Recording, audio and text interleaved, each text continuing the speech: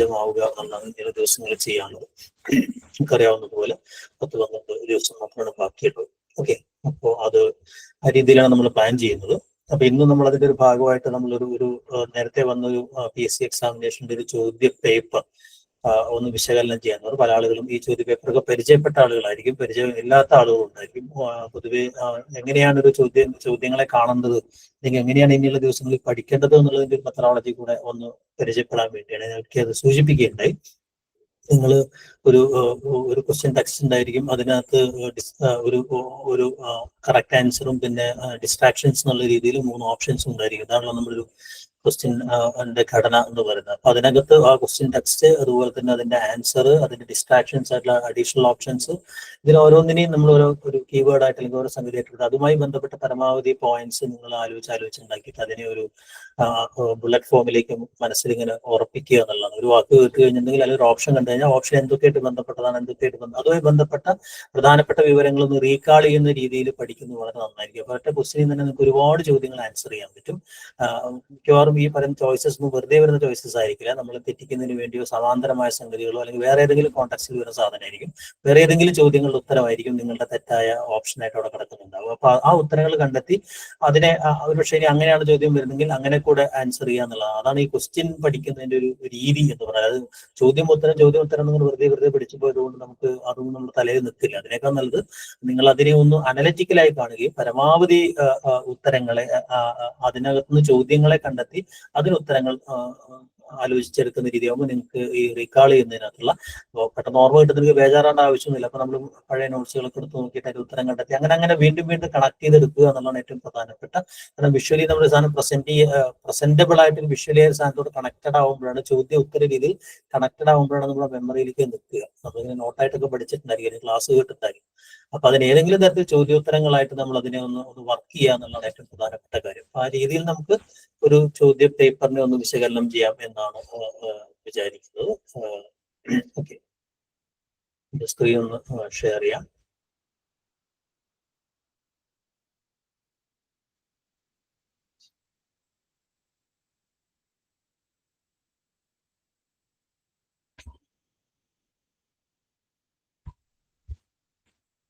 നമുക്ക് കുറച്ച് ചോദ്യങ്ങളെ, ഒരു 100 ചോദ്യങ്ങളെ സമയമുള്ളിടത്തോളം വെച്ചുകൊണ്ട് നമ്മളൊരു പരീക്ഷ അറ്റൻഡ് ചെയ്യുന്ന രീതിയിൽ തന്നെ നമുക്ക് നേരത്തെ വന്ന ഒരു പരീക്ഷയുടെ ചോദ്യങ്ങൾ തന്നെയാണ്. അത് ചോദ്യ പേപ്പറിനെ കുറിച്ചും നിങ്ങൾക്ക് അറിയാം, ഇത് PSCയിൽ വന്നതിൽ ഒരു അല്പം മോശപ്പെട്ട ചോദ്യ പേപ്പർ ആയിരുന്നു.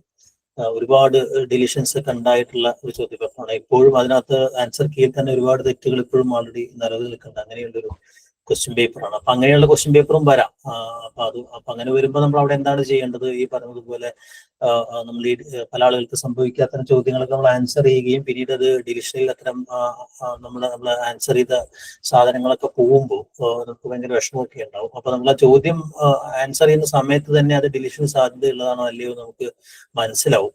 അപ്പൊ അതുകൊണ്ട് തന്നെ അത് അറ്റൻഡ് ചെയ്യുമ്പോൾ അത് നമ്മൾ ഒന്ന് വിചാരിച്ചിട്ട് നമ്മൾ അത് ആൻസർ ചെയ്യുക, ഒന്ന് മാറ്റി വെച്ചതിന് ശേഷം ഏറ്റവും അവസാനം ആൻസർ ചെയ്യുക എന്നുള്ളതാണ്. കാരണം നമ്മളത് ചലഞ്ച് ചെയ്തില്ലെങ്കിൽ വേറെ ആരെങ്കിലും അത് ചലഞ്ച് ചെയ്യുമെന്ന് നമുക്കറിയാം. അപ്പൊ ഈ ക്വസ്റ്റ്യൻ ടെക്സ്റ്റിന്റെ ആംബിഗിറ്റി എന്ന് പറയുന്നത്, വ്യക്തതയില്ലായ്മ എന്ന് പറയുന്നത് ഒരു വലിയ പ്രശ്നമാണ്.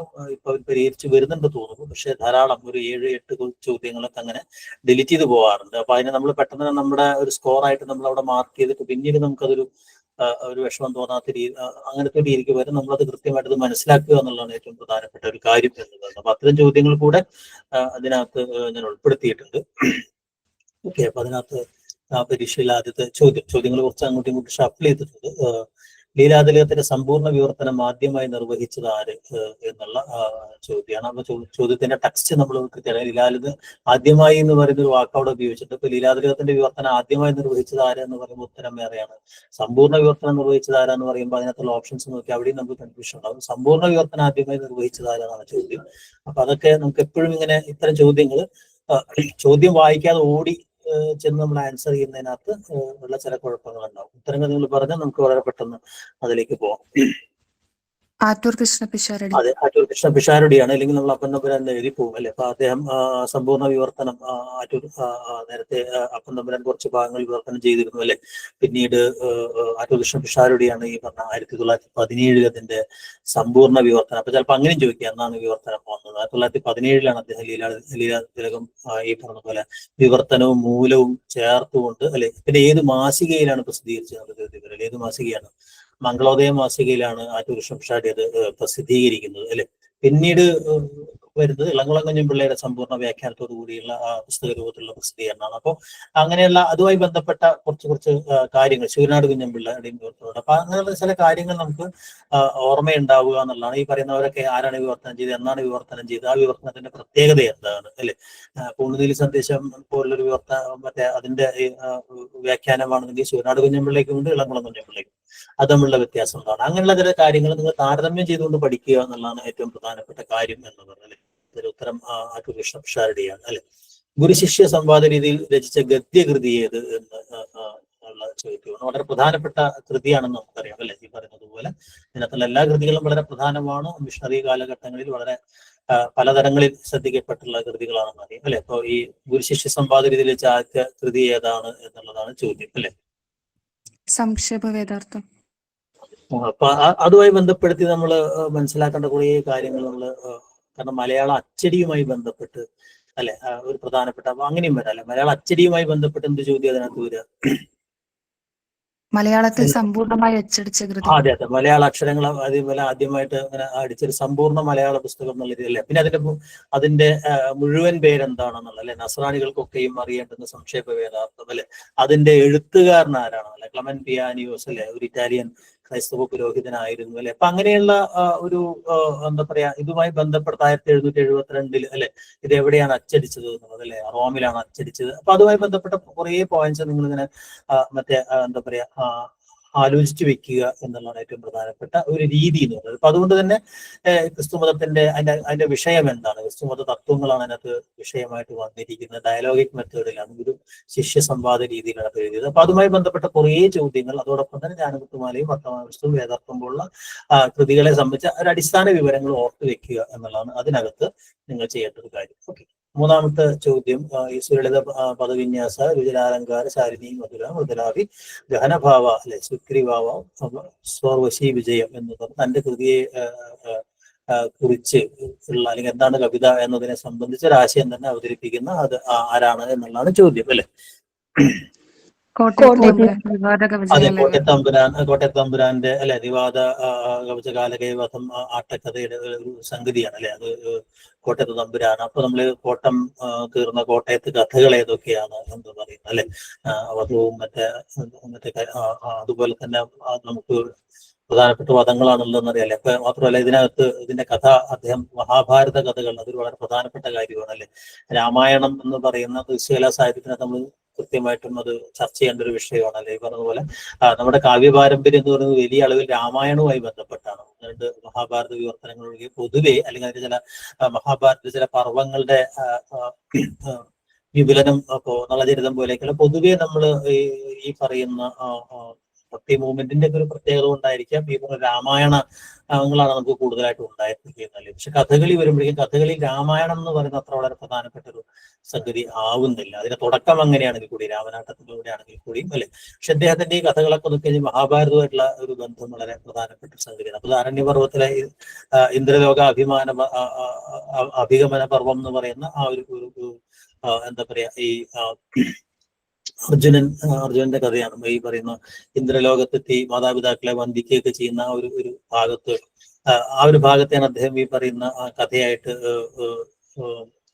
കൊണ്ടുവരുന്നതല്ല. അപ്പൊ അദ്ദേഹത്തിന്റെ കവിതയെ സംബന്ധിച്ച ഒരു പ്രധാനപ്പെട്ട നിർവചനം തന്നെ അതിനകത്ത് അല്ലെ. അലങ്കാരങ്ങൾ അല്ലെങ്കിൽ രസം എങ്ങനെയായിരിക്കണം, സുലളിത പദവിന്യാസം എന്നൊക്കെ പറയുന്ന അദ്ദേഹത്തിന്റെ ഒരു കാവ്യ സങ്കല്പം എന്ന് പറയുന്നത് താരതമ്യേന റട്ടറിക്കിന്റെ സ്വഭാവത്തിലുള്ള ഒരു കവിതയാണെന്ന് കാണിക്കുന്ന ഒരു കാര്യം തന്നെ അല്ലെ. ഇപ്പൊ രാമായണ കഥകൾ മാത്രമുണ്ടായിരുന്ന കഥകളിയിൽ ഈ പറഞ്ഞ മഹാഭാരതത്തെ കൊണ്ടുവരുന്നു എന്നുള്ള അദ്ദേഹത്തിന്റെ പ്രധാനപ്പെട്ട ഒരു കാര്യമാണ്. അപ്പൊ അദ്ദേഹത്തിന്റെ 4 പ്രധാനപ്പെട്ട കഥകളും ഈ പറയുന്നത് പോലെ മഹാഭാരതവുമായി ബന്ധപ്പെട്ട ഒരു സംഗതിയാണ് അല്ലെ. പിന്നെ അദ്ദേഹം കഥകളിൽ വരുത്തിയ കുറെ പരിഷ്കാരങ്ങൾ, അങ്ങനെയുള്ള കുറെ ഇപ്പൊ ഭഗവതം, കല്യാണ സൗഗന്ധികം അല്ലെ, ഇപ്പൊ ഇതിലെ നിവാദ കവചകാലയം, കിർമീരവധം പോലുള്ള അല്ലെ, അങ്ങനെ 3 മതങ്ങളും അല്ലെ, കല്യാണ സൗഗന്ധികം, അതാണ് അദ്ദേഹത്തിന്റെ കൃതികൾ എന്ന് പറയുന്നത്. അതോടൊപ്പം തന്നെ കഥകളിൽ ഏറ്റവും പ്രോമിനന്റ് ആയിട്ടുള്ള വേഷമായിട്ടുള്ള നായക വേഷത്തിന് പച്ച എന്ന് പറയുന്ന ഒരു വേഷം കൽപ്പിക്കപ്പെട്ടത് ഇദ്ദേഹത്തിലൂടെയാണെന്നൊക്കെ പറയുന്ന അത്തരം കുറെ കാര്യങ്ങൾ, അതോട് അസോസിയേറ്റ് ചെയ്യുന്ന കുറെ കാര്യങ്ങൾ നിങ്ങൾക്ക് ഓർമ്മയുണ്ടാവുക എന്നുള്ളതാണ്. അപ്പൊ കോട്ടയത്ത് തമ്പുരാനുമായി ബന്ധപ്പെട്ട കുറേ വിവരങ്ങൾ നിങ്ങൾ അതിനകത്ത് ഓർത്തു വെക്കുക എന്നുള്ളത്. കാരണം ഇതേ ചോദ്യം തന്നെ ആവർത്തിക്കപ്പെടാനുള്ള സാധ്യത കുറവാണ്. പക്ഷേ ഈ ചോദ്യത്തിൽ നമ്മൾ നമുക്ക് ആവശ്യമുള്ള കുറെ ചോദ്യങ്ങളെ ജനറേറ്റ് ചെയ്തെടുക്കുക എന്നുള്ളതാണ് ഏറ്റവും പ്രധാനപ്പെട്ട ഒരു കാര്യം എന്നുള്ളത്. ഓക്കെ, അടുത്ത ചോദ്യത്തിലേക്ക് പോവാം. രാമചന്ദ്രകാരൻ തിരുവിതാംകൂറിലെ ഒരു ഭരണാധികാരിയായിരുന്നു എന്ന അഭിപ്രായത്തിന് പ്രചാരം നൽകിയതാണ്. ചോദ്യം വരുമ്പോൾ തന്നെ നമുക്ക് രാമചരിതത്തിലെ ഭാഷയുമായി ബന്ധപ്പെട്ട വ്യത്യസ്തമായ മുഴുവൻ അഭിപ്രായങ്ങൾ, അതിനൊരു പട്ടിക തിരിച്ച് നമ്മുടെ മനസ്സിലാക്കുന്നുണ്ടാവും. തമിഴുമായി ബന്ധപ്പെട്ട സംഗതികൾ ഏതൊക്കെയാണ്, മിശ്രം എന്ന് പറയുന്ന രീതിയിലേക്ക് ഏതാണ്, നമ്മുടെ മലയാളത്തിന്റെ പഴയ രൂപമാണ് എന്ന് പറയുന്ന അല്ലെങ്കിൽ സ്ഥലവുമായി ബന്ധപ്പെട്ട ദേശീയ ഭേദവുമായി ബന്ധപ്പെട്ട അഭിപ്രായങ്ങൾ ഏതൊക്കെയാണ് എന്ന രീതിയിൽ നമ്മളിൽ നിന്ന് കാറ്റഗറൈസ് ചെയ്തെടുക്കുന്നത് പ്രധാനപ്പെട്ട ഒരു കാര്യമായിരിക്കും. അപ്പൊ ഇതിന്റെ ഉത്തരം രാമചന്ദ്രൻ തിരുവിതാംകൂറിൽ ഒരു ഭരണാധികാരി ആയിരുന്നു എന്ന് ഉള്ളത് ആരുടെ അഭിപ്രായം? ഉള്ളൂര്. അതെ, ഉള്ളൂരിന്റെ ഈ ശ്രീ വീരരാമവർമ്മ ആണ് എന്ന് പറയുന്ന ഒരു അഭിപ്രായം അല്ലെ. അദ്ദേഹത്തിന്റെ അഭിപ്രായമാണ് ഏറ്റവും പ്രധാനം അല്ലെ. ഒരു ഈ ക്രിസ്തുവർഷം 1195 1200 കാലഘട്ടത്തിൽ തിരുവിതാംകൂറിൽ അല്ലെ ഭരിച്ചിരുന്ന ഒരാളായിരുന്നു എന്നൊക്കെ പറഞ്ഞ അഭിപ്രായം പലരും ആവർത്തിക്കുന്നുണ്ടെന്നല്ല. മാത്രമല്ല തന്റെ യോദ്ധാക്കൾക്ക് വേണ്ടി ഹൃദയോത്തേജനം നൽകാൻ വേണ്ടിയാണ് യുദ്ധകാന്ഡം പ്രമേയമായിട്ടുള്ള ഈ കവിത എഴുതിയെന്നൊക്കെ അദ്ദേഹം പറഞ്ഞ പ്രധാനപ്പെട്ട സംഗതിയാണ് അല്ലെ. എന്നാൽ മറ്റാളുകൾക്ക് ഉദാഹരണമായിട്ട് ആറ്റൂരൊക്കെ ആണെങ്കിൽ തെക്കൻ തിരുവിതാംകൂറിൽ ഏതോ ഒരു പണ്ഡിതൻ തന്നെ പറഞ്ഞുള്ളൂ, രാജാവ് എന്ന് പറയുന്നില്ല അല്ലെ. എന്നാൽ കെ എം ജോർജ് ആകട്ടെ ഈ പറഞ്ഞ പോലെ തെക്കൻ തിരുവിതാംകൂറിലാണ് രാമചരിതത്തിന്റെ എന്നൊരു അഭിപ്രായം അദ്ദേഹത്തിന് അത്ര സമ്മതവുമല്ല. കാരണം ഉത്തര കേരളത്തിൽ നിന്നാണ് കൂടുതൽ ഈ പകർപ്പുകൾ കിട്ടിയിട്ടുള്ളത്. ഉത്തര കേരളത്തിലെ എവിടുന്ന വെച്ചാൽ നീലേശ്വരത്തിൽ നിന്നാണ് കൂടുതൽ പകർപ്പുകൾ കിട്ടിയത്. അല്ല, അതുകൊണ്ട് തന്നെ പി വി കൃഷ്ണൻ നായരെ പോലുള്ള ആളുകളൊക്കെ ഈ മണിയാണി നായന്മാർക്കിടയിൽ പ്രചാരമുള്ളതാണെന്നും അവിടെ വെച്ച് പൂജിക്കപ്പെടുന്നതാണ് ഉത്തര കേരളത്തിലെ ഒരു കൃതിയാണെന്ന് പറയുന്നൊരു വാദമുണ്ട് അല്ലെ. കോവിഡ് നെടുങ്ങാടിയും ഈ പറഞ്ഞതുപോലെ ഉത്തര കേരളത്തിലെ തിരുവിതാംകൂറിൽ ഒരു ഭരണാധികാരിയായിരുന്നു എന്ന് ഒരു അഭിപ്രായം കോവിഡ് നെടുങ്ങാടി കൂടി പറയുന്നുണ്ട് എന്നുള്ളതാണ് അതിനകത്ത് വേറൊരു സംഗതി എന്ന് പറയുന്നത്. അപ്പൊ അവിടെ ആ ചോദ്യത്തിനകത്ത് അങ്ങനെ ഒരു കൺഫ്യൂഷൻ അവിടെ വന്നു കഴിഞ്ഞു. കാരണം തിരുവിതാംകൂറിൽ ഒരു ഭരണാധികാരിയായിരുന്നു കോവിഡ് നെടുങ്ങാടി പറഞ്ഞിട്ടുണ്ട് എന്നുള്ളതും നമുക്ക് ഈ പറയുന്ന പോലെ ആദിത്യവർമ്മ രാജാവായിരിക്കാം എന്ന് രാജാവിന്റെ പേര് പറഞ്ഞ മറ്റാൾ പി ഗോവിന്ദപിള്ളയാണ് അല്ലെ. അപ്പൊ ഈ ചില ചോദ്യങ്ങളിൽ ഇങ്ങനെയുള്ള കൺഫ്യൂഷനുകൾ യഥാർത്ഥത്തിൽ ഉണ്ടായിരിക്കും. ആ കൺഫ്യൂഷൻ ആ ചോദ്യകർത്താവിനുണ്ടാവുന്ന ഒരു പ്രശ്നം കൂടിയാണ് അല്ലെ. ഇപ്പൊ ഇവിടെ അങ്ങനെ ഈ ചോദ്യത്തിനകത്ത് ഇങ്ങനെ ഒരു പക്ഷെ പ്രചാരം നൽകിയത് ആരാണ് എന്ന് പറയുന്ന ഒരു ചോദ്യമാകുമ്പോഴാണ് ഉള്ളൂർ സാഹിത്യത്തിലുള്ള പ്രചാരം നൽകി എന്നൊക്കെ പറഞ്ഞ് നമ്മൾ അവിടെയാണ് നമുക്കൊരു കൺഫ്യൂഷൻ ഉണ്ടാവരുത്. കാരണം ചോദ്യം എങ്ങാനും ക്യാൻസൽ ചെയ്ത് പോയില്ലെങ്കിൽ രണ്ടുത്തരം നമുക്ക് അവിടെ കിട്ടിയിട്ടുണ്ട് അല്ലെ. കോവിഡ് നെടുങ്ങാടിയും അങ്ങനെ പറഞ്ഞ ആളാണ്, ഉള്ളൂരും പറഞ്ഞ ആളാണ്. പക്ഷെ ഉള്ളൂര് പ്രചാരം നൽകി എന്ന് പറഞ്ഞത് ആ ഒരു സാധനത്തിനകത്ത് അതിനകത്തുള്ള വേർഡിങ്ങുകൾ വളരെ പ്രധാനമായിട്ട് ഇരിക്കണം എന്നുള്ളതാണ് അല്ലെ. പക്ഷെ നമുക്ക് വേണമെങ്കിൽ ചലഞ്ച് ചെയ്യാവുന്ന ഒരു സംഗതി കൂടി ഉണ്ട് എന്നുള്ളത് അല്ലെ.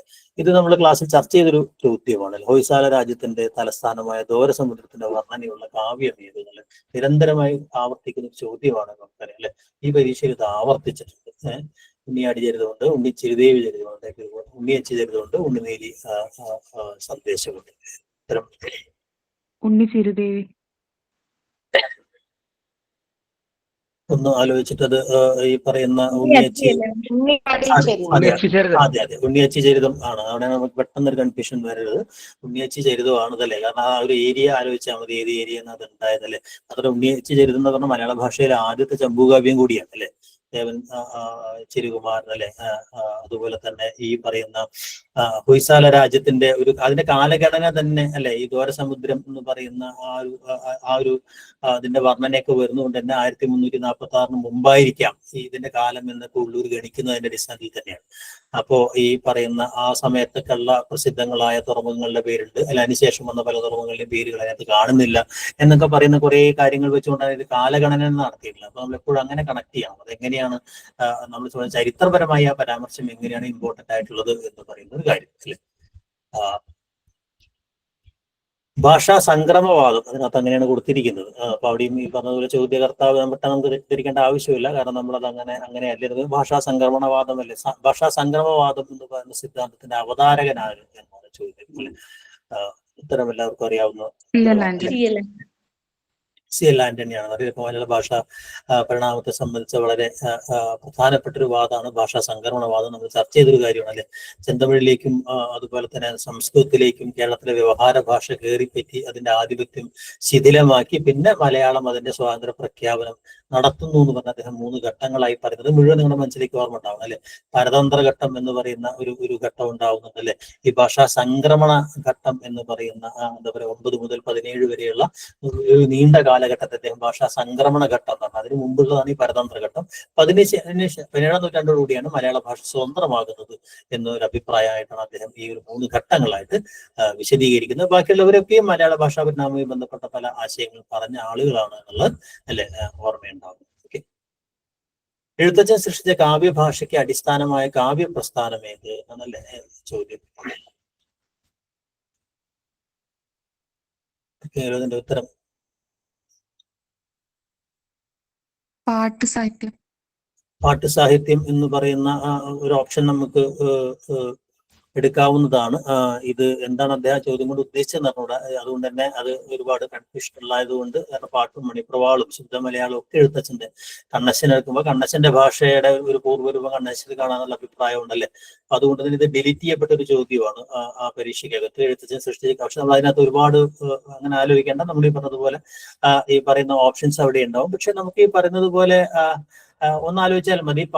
എഴുത്തച്ഛന്റെ കാവ്യഭാഷയ്ക്ക് പാട്ട് ഒരു സ്വാധീനമായിരുന്നു എന്ന് ചോദിച്ചാൽ ആയിരുന്നില്ല എന്നുള്ളതാണ് ഉത്തരം അല്ലേ. കാരണം പാട്ടിന്റെ രീതിക്കല്ല എഴുത്തച്ഛൻ ഒരിക്കലും ഈ പറയുന്ന ദ്രമിഡ സംഘാതാക്ഷര നിബദ്ധം യുഗ മോനവൃത്ത വിശേഷയുക്തം പാട്ട് എന്നൊക്കെ പറയുന്ന പാട്ടിനുമായി ഒരു ബന്ധം ഉണ്ടായിരുന്നില്ല. അദ്ദേഹം പാട്ട് എന്ന് പറയുന്ന പ്രസ്ഥാനത്തിനകത്താണ് തന്റെ കവിതയെ നിബന്ധിച്ചത്.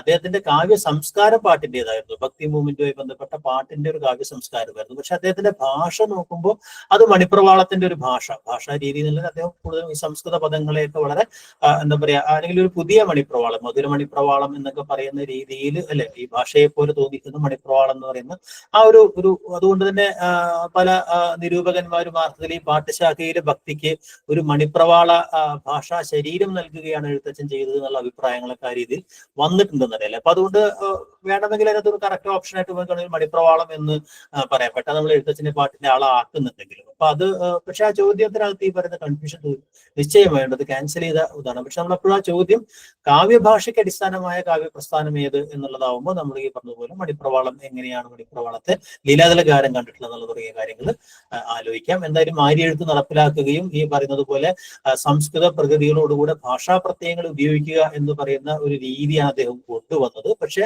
അത് അങ്ങനെ കൊണ്ടുവരുന്നതോടുകൂടെ മണിപ്രവാളം എന്ന് പറയുന്ന കാവ്യശാഖ തന്നെ അല്ലെങ്കിൽ കാവ്യ ലക്ഷണത്തെ തന്നെ അദ്ദേഹം തകർക്കുകയും ചെയ്യുന്നുണ്ടെന്ന് പറയുന്ന ഒരു കാര്യം നമ്മുടെ മനസ്സിലുണ്ടാവണം. അപ്പൊ അതുകൊണ്ടാണ് അതിനകത്തൊരു ഓപ്ഷൻ ഈ പറഞ്ഞതുപോലെ ഒന്നും അത്ര കൃത്യമല്ല എന്ന് പറയാനുള്ള ഒരു കാരണം. എഴുത്തച്ഛൻ തന്റേതായ ഒരു ഭാഷ സൃഷ്ടിച്ചെടുക്കുകയാണ് ചെയ്തത്. അതിന് ഈ പറയുന്ന മണിപ്രവാളത്തിന്റെ ഒരു കാവ്യഭാഷയെ തകർത്തുകൊണ്ടാണ് അദ്ദേഹം ഈ പറയുന്ന ഒരു പുതിയ മണിപ്രവാളം സൃഷ്ടിച്ചത് എന്ന് നമുക്ക് വേണമെങ്കിൽ പറയാൻ പറ്റും. അപ്പൊ അത് ക്യാൻസൽ ചെയ്യപ്പെട്ടൊരു ചോദ്യമാണ്.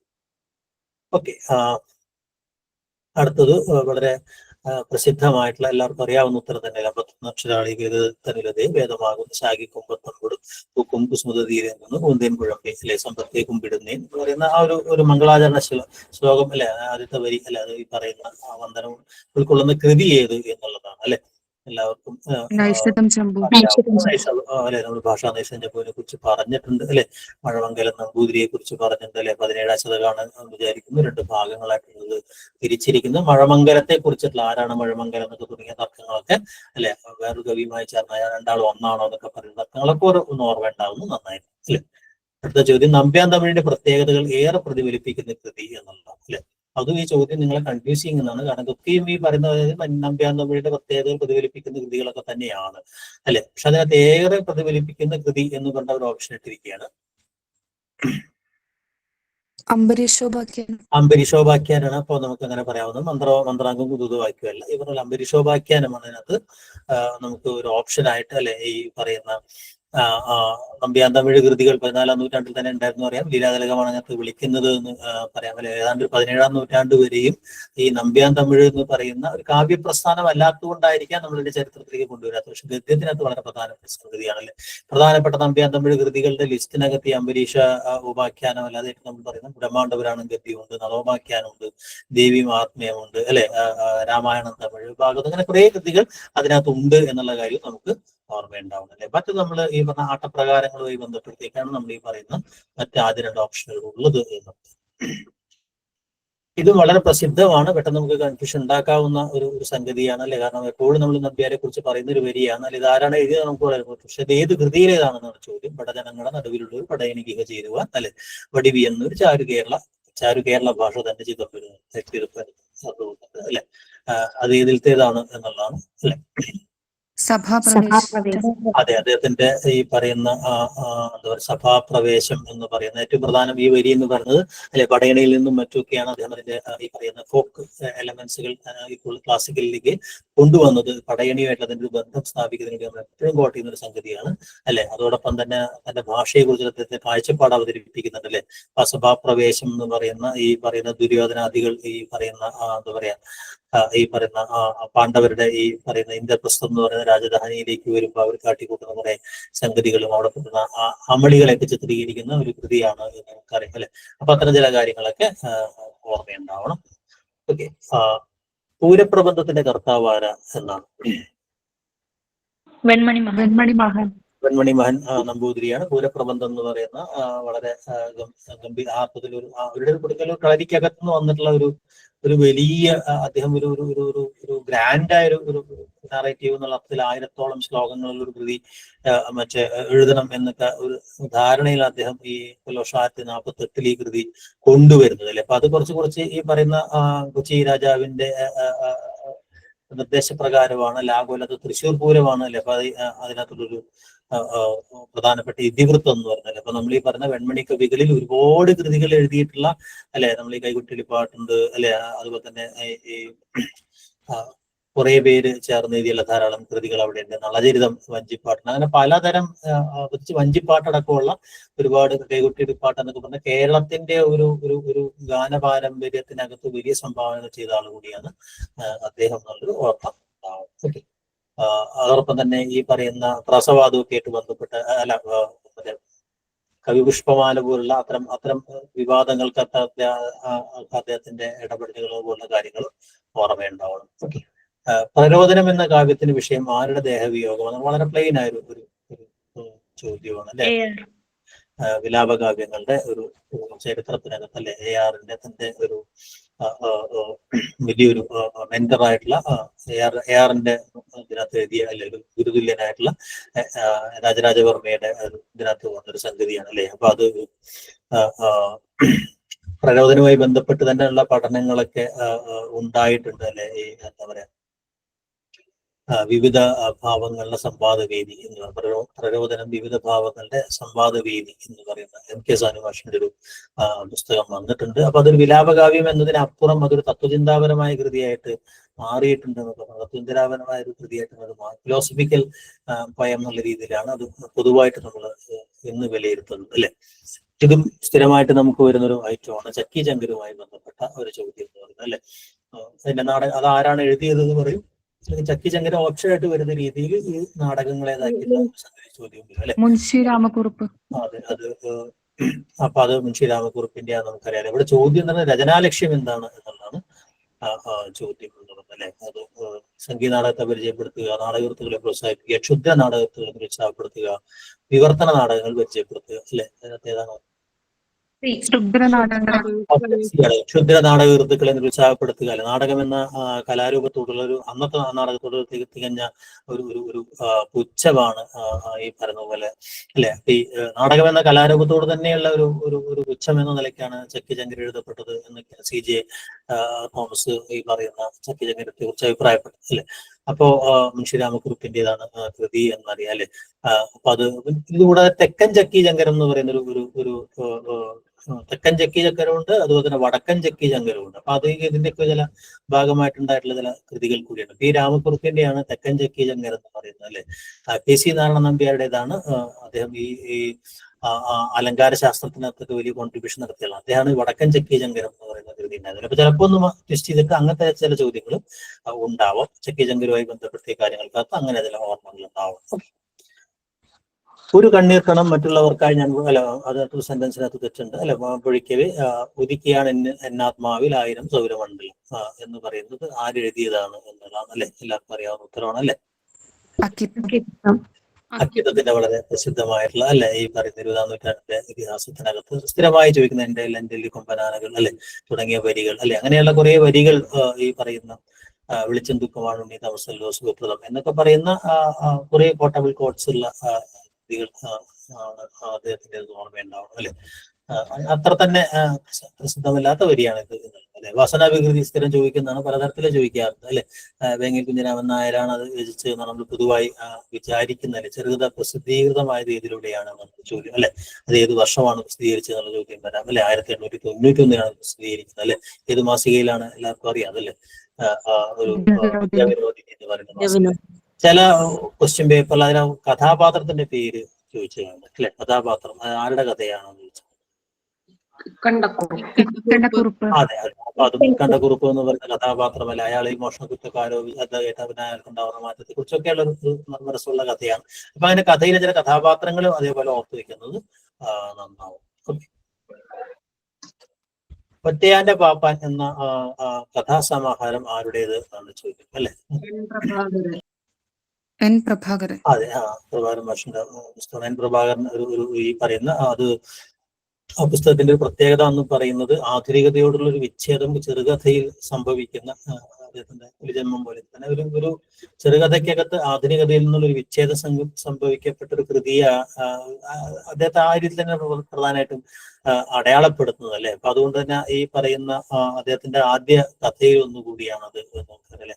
അത് മാതൃഭൂമി ആഴ്ചപ്പതിപ്പ് നടത്തിയ ഒരു മത്സരത്തിനകത്ത് ആണ് ഈ ഒറ്റയാന്റെ പാപ്പ എന്ന് പറയുന്ന കഥ ഏറ്റവും നല്ല കഥയ്ക്കുള്ള സമ്മാനം കിട്ടുന്നത് അല്ലെ. അങ്ങനെയാണ് അദ്ദേഹം കഥയുടെ ഒരു മണ്ഡലത്തിൽ വരുന്നത്. അതുകൊണ്ട് തന്നെ പലതരത്തിലും ആ ഒരു കഥ പ്രസിദ്ധമാണ്. ബോധധാര സമ്പ്രദായത്തിൽ രചിക്കപ്പെട്ട കൃതി നിങ്ങൾക്ക് അറിയാവുന്ന ഒരു മഞ്ഞ് എന്ന് പറയുന്ന കൃതിയാണ്. ബോധധാര സമ്പ്രദായം എന്താണെന്ന് അറിയണം അല്ലെ. അപ്പൊ അങ്ങനത്തുള്ള സ്ട്രീം ഓഫ് കോൺഷ്യസ് ഏത് തിയറിയുമായിട്ടാണ് ഏത് കാലഘട്ടവുമായിട്ടാണ് ബന്ധം എന്ന് പറയുന്ന സംഗതി അല്ലെ. മാത്രമല്ല എംടിയുടെ വള്ളുവനാട് എന്ന് പറയുന്ന സ്ഥിരം പശ്ചാത്തലത്തിൽ നിന്ന് മാറി അല്ലെ വേറൊരു പശ്ചാത്തലമാണല്ലോ. അപ്പൊ ആ പശ്ചാത്തലം ഏതാണ് എന്നുള്ള ചോദ്യം ഉണ്ടാവും അല്ലെ. അതിന് അത് നൈറ്റ് ആളാണ്, അതിന്റെ ചലച്ചിത്ര ആവിഷ്കാരമാരാണ് നടത്തിയത്, അങ്ങനെയൊക്കെയുള്ള കുറെ ചോദ്യങ്ങളൊക്കെ അതുമായി ബന്ധപ്പെടുത്തി ഉണ്ടാവാം അല്ലെ. പിന്നെ അതിന് വളരെ പ്രധാനപ്പെട്ട കോട്സുകൾ 1-2 തവണ അതിനകത്തുള്ള ഈ വിമലയും അയാൾ അവന് കാത്തിരിക്കുന്ന ആളുടെ പേരും അങ്ങനെയുള്ള കുറെ കാര്യങ്ങൾ ഇതിനകത്ത് ചോദിച്ചിട്ടുണ്ട്. മഞ്ഞുമായി ബന്ധപ്പെട്ട് കുറെ ചോദ്യങ്ങൾ ഇങ്ങനെ പതിവാണ്. അത്തരം ഓർമ്മകളൊക്കെ ഉണ്ടാവും അല്ലെ. അപ്പൊ ജസ്റ്റ് അങ്ങനെ പ്രധാനപ്പെട്ട നോവലുകളിലെങ്കിലും അത്തരം ചില കഥാപാത്രങ്ങൾ, കഥാസന്ദർഭങ്ങൾ, അത്തരം ചില കാര്യങ്ങൾ, കഥ നടക്കുന്ന സ്ഥലം, കഥ നടക്കുന്ന കാലം അല്ലെ, അതൊക്കെ വളരെ പ്രോമിനന്റ് ആണ് നമുക്ക് തോന്നുന്ന സംഗതികൾ നമുക്കത് ഓർമ്മയുണ്ടാവണം. അതെ. സാക്ഷി എന്ന നാടകം ഏത് ശാഖയിൽ പെടുന്നു എന്നുള്ളതാണ്. കാവ്യനാടകമാണ് അല്ലെ. നമുക്ക് ആ ചോദ്യം അതായിരുന്നില്ല, വേറെ ചോദ്യമായിരുന്നു, മാറ്റിയതാണ്. കാരണം അതൊരു ചോദ്യം തെറ്റിട്ടായിരുന്നു അല്ലെ. സാക്ഷി എന്ന് പറയുന്ന സത്യത്തില് നമ്മൾ പെട്ടെന്ന് ഈ പറഞ്ഞ തനത് നാടകം നമ്മൾ വിചാരിക്കും അല്ലെ. കാവാലത്തിന്റെ നാടകമാണ് അല്ലെ. അവിടെ കാവാലത്തിന്റെ കുത്തമ്പലം എന്ന് പറയുന്ന അതിന്റെ തുടക്കത്തിലാണ് CH നായരും അതുപോലെ എം ഗോവിന്ദനാണ് പ്രധാനപ്പെട്ട പ്രവചന സ്വഭാവത്തിൽ ആധുനികതയുടെ ഒരു ആധുനികതാവാദത്തിന്റെ ഒരു ഘട്ടത്തിനകത്ത് എം ഗോവിന്ദൻ പറയുന്ന ഒരു കാര്യം, ഇനിയുള്ള നാടകങ്ങളൊന്നും ഗദ്യ നാടകങ്ങളാവില്ല, കാവ്യ നാടകങ്ങളാക്കാണ് ഭാവി എന്നൊക്കെ പറഞ്ഞ വളരെ തെറ്റായ ഒരു സംഗതിയായിരുന്നു. എന്തായാലും ആ കാവ്യ നാടകം എന്ന് പറയുന്ന ഒരു പ്രസ്ഥാനത്തെ മുന്നോട്ട് കൊണ്ടുപോയത്, വലിയ അളവിൽ മുന്നോട്ട് കൊണ്ടുപോയത് കാവാലം എന്നാണ് പഠിക്കുകയാണ്. അദ്ദേഹത്തിന്റെ ആദ്യകാല നാടകങ്ങളൊക്കെ ഈ കാവ്യ നാടകങ്ങളുടെ സ്വഭാവത്തിലുള്ള ഒരു സംഗതിയാണ് അല്ലെ. അപ്പോ കാവാലത്തിന്റെ നാടകങ്ങളൊക്കെ വേറെ ഭരത് ഗോപിയെപ്പോലുള്ള ആളുകളൊക്കെയാണ് സംവിധാനം ചെയ്തിരുന്നത്. ഇതിപ്പോ അദ്ദേഹത്തിന്റെ ഏറ്റവും കൂടുതൽ നാടകങ്ങൾ സംവിധാനം ചെയ്തിട്ടുള്ള കുമാരവർമ്മയാണ് ഈ പറയുന്ന എന്താ പറയാ നാടകവും സംവിധാനം ചെയ്തിട്ടുള്ളത് അല്ലെ. ഈ പറയുന്ന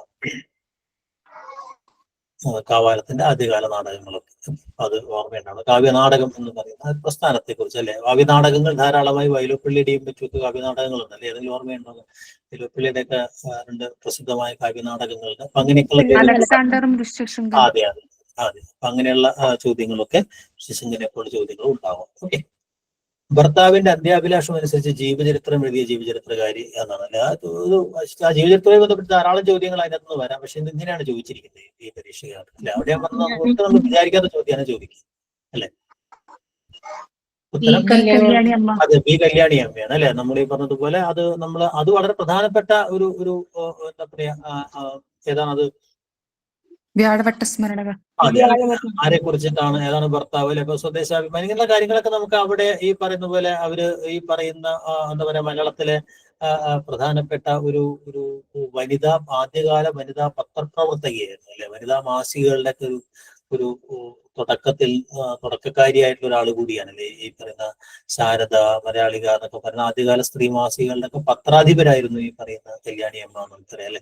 അപ്പൊ അങ്ങനെയാണ് അവര് ഈ പറയുന്ന പ്രത്യേകിച്ച് ആ ജീവിത ചരിത്രം എന്ന് പറഞ്ഞാൽ അദ്ദേഹത്തിന്റെ കഥ മാത്രമല്ല, ആ കാലഘട്ടത്തിലുണ്ടായിരുന്ന പലതരം സാമുദായിക സാമൂഹിക പ്രശ്നങ്ങളെ അവതരിപ്പിക്കുന്നു എന്നുള്ളതാണ് അതിന്റെ ഏറ്റവും വലിയൊരു പ്രത്യേകത എന്ന് പറയുന്നത്, അല്ലെ? അപ്പൊ അത് ചോദ്യം വന്നിരിക്കുന്നതിന് ജീവചരിത്രകാരി ആരാണ് എന്ന് പറയുന്ന ഒരു സംഗതിയാണ്, അല്ലെ?